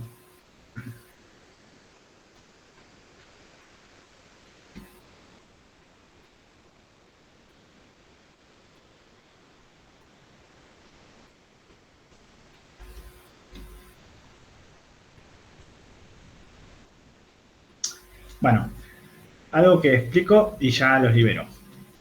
No, ¿cuánto queda? No queda tanto. Otra vez esto.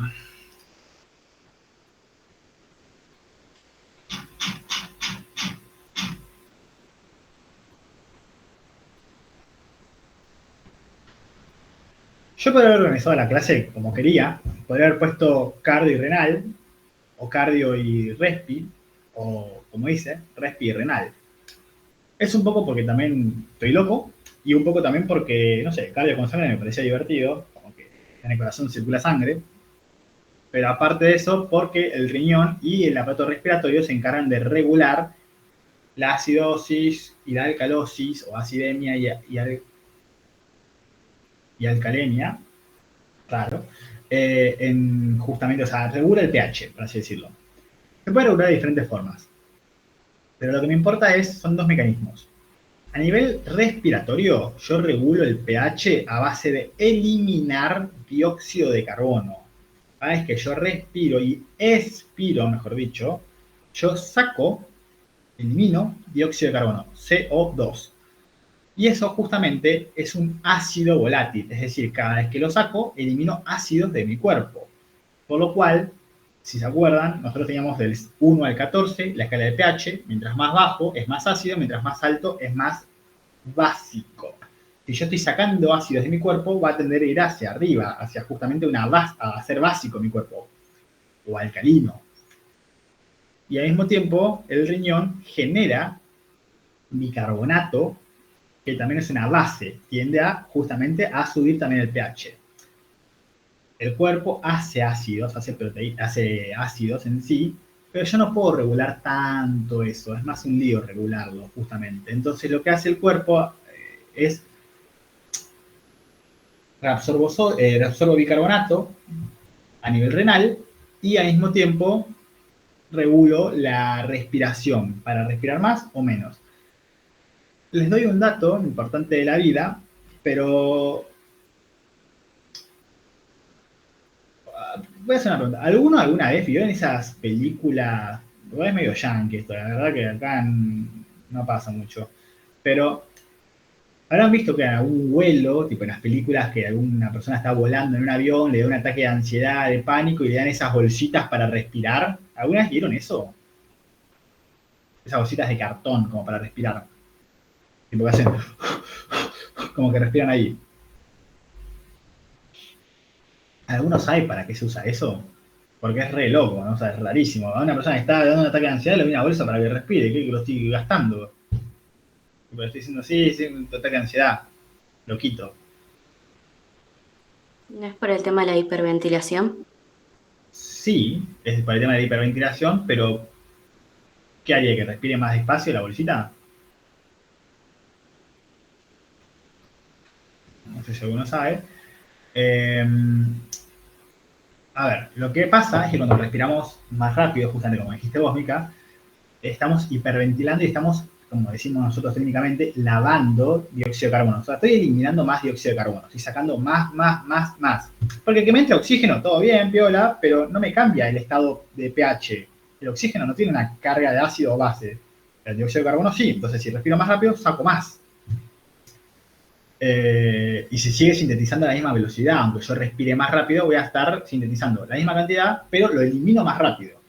Entonces, ¿qué pasa? El dióxido de carbono ya había dicho que era un ácido que a nivel del cerebro es vasodilatador.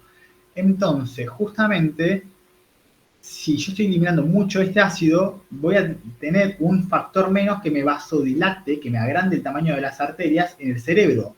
Con lo cual, al bajar mucho, puede vasocontraerse y que deje de llegarle sangre al cerebro. No se va a morir esta persona por esto, pero se puede desmayar. Y la verdad que si está teniendo un ataque de ansiedad, no tampoco es que esté tan mal que se desmaye, pero igual sería ideal que no se desmaye. O sea, tipo, a ver, dejalo, tipo, ayudarlo a la persona, obviamente. Entonces, sacando el chiste de que no te da mal, obviamente es un chiste y aclaro por las dudas, se le da la bolsita para que el dióxido de carbono que esté eliminando, cuando esté respirando la bolsita, también lo vuelva a respirar. Y entonces no esté eliminando excesivamente. Entonces, tipo, que esté respirando ahí, está sacando dióxido de carbono, pero cuando respira, como respira en el mismo ambiente cerrado que estaba expirando, también inspira, vuelve a meter el dióxido de carbono. En el ambiente no hay dióxido de carbono de forma natural, solamente le saca a mi cuerpo. Entonces, es por eso. Entonces evitás que la persona se desmaye. La Entonces, verdad nunca lo había pensado por ese lado, pero gracias. no, está. Fisio a mí me gusta mucho por eso. Lástima que ustedes ven Fisio muy corto y muy rápido, ¿viste? Comparado a Med, que a veces nosotros nos joden con detalles medio falopa, pero la realidad es que Fisio es una materia hermosa. Si, tipo, a alguien que hace medicina no le gusta Fisio, no le gusta medicina, te está mintiendo. No, puede no gustarle. Tipo, realmente no conozco persona que no. Y además es lo que usas en todas las materias, porque después cuando haces un tratamiento, haces una enfermedad, estudias lo que sea, volvés a fisiología. Lo ves de otro ángulo, pero volvés a fisiología. Eh, Así que bueno. Entonces, menos de 7,35 de pH, ácido.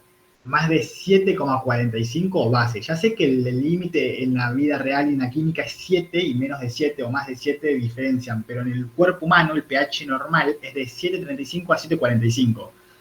Entonces sepan, menos de 7,35 acidemia, más de 7,45 alcalemia.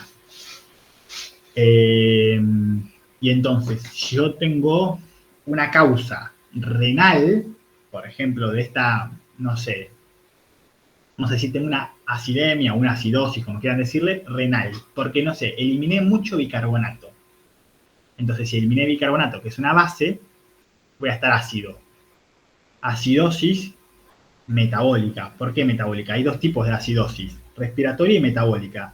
¿Es causa respiratoria? No. Entonces es la otra, es por culpa del riñón. Metabólica. Siempre se va a compensar a base de la otra. Entonces, si tengo una acidosis metabólica, voy a intentar compensarlo por el pulmón. Yo voy a querer eliminar acidosis, voy a querer eliminar justamente más dióxido de carbono para compensar. Entonces voy a tener una taquipnea, o sea, voy a comenzar a ventilar más rápido. Voy a estar más rápido, va a respirar la persona sola, sin darse cuenta, y el cuerpo va a regularlo de esa forma. Viceversa ahora. La persona reabsorbió mucho, o no sé, tomó mucho bicarbonato, o lo que fuese, la persona va a tender a respirar más despacio para concentrar y guardar ese dióxido de carbono en el pulmón. Y aumentar el dióxido de carbono en sangre y aumentar así el pH. Ahora, si la causa es respiratoria, porque hiperventiló, porque hipoventiló, porque se obstruyó la vía respiratoria, porque se tragó algo y era un nenito chiquitito, que suelen tener mucho asfixia por cuerpos extraños, porque ingirieron, no sé, un juguetito, una moneda, una canica o lo que sea y se están ahogando, el cuerpo lo tiende a compensar por vía metabólica, es decir, por riñón, reabsorbiendo más o menos bicarbonato. Eso, bien sencillo, así no quiero irme por las ramas con eso. Acá tienen formas y eso, para saber acidosis respiratoria, alcalosis, lo que fuese. Vos vas a saber si es acidosis o alcalosis o alcalemia y acidemia por el pH. Acá te hace una edición muy vaga, porque en realidad es 7,35, 7,45, y después te das cuenta si la causa es respiratoria o metabólica en base al bicarbonato y al dióxido de carbono. Si de repente yo tengo vamos a decir, los valores normales son de 40 de dióxido de carbono, y el chabón está en una acidosis porque tiene un pH 6,9, está reácido, y de repente yo veo que tiene de dióxido de carbono, tiene 80, yo estoy diciendo, ese chabón no está ventilando, el chabón quizás está con el pulmón quieto, o se obstruyó con algo, se comió algo y le quedó tapada la garganta. Entonces, la causa es respiratoria, obviamente, porque tiene mucha concentración de dióxido de carbono. Lo va a querer compensar con el bicarbonato. Más o menos para que se entienda. Igual acá está muy explicado en las diapos estas, así que pueden ir por ese lado. Así que bueno, ya de esto no tengo mucho más para decirles. Si no tienen las diapos, me avisen y se las paso, porque son las diapos de su misma profesora, así que no son mías. Pero bueno. ¿Tienen alguna duda? Sé que es mucha info, no me odien.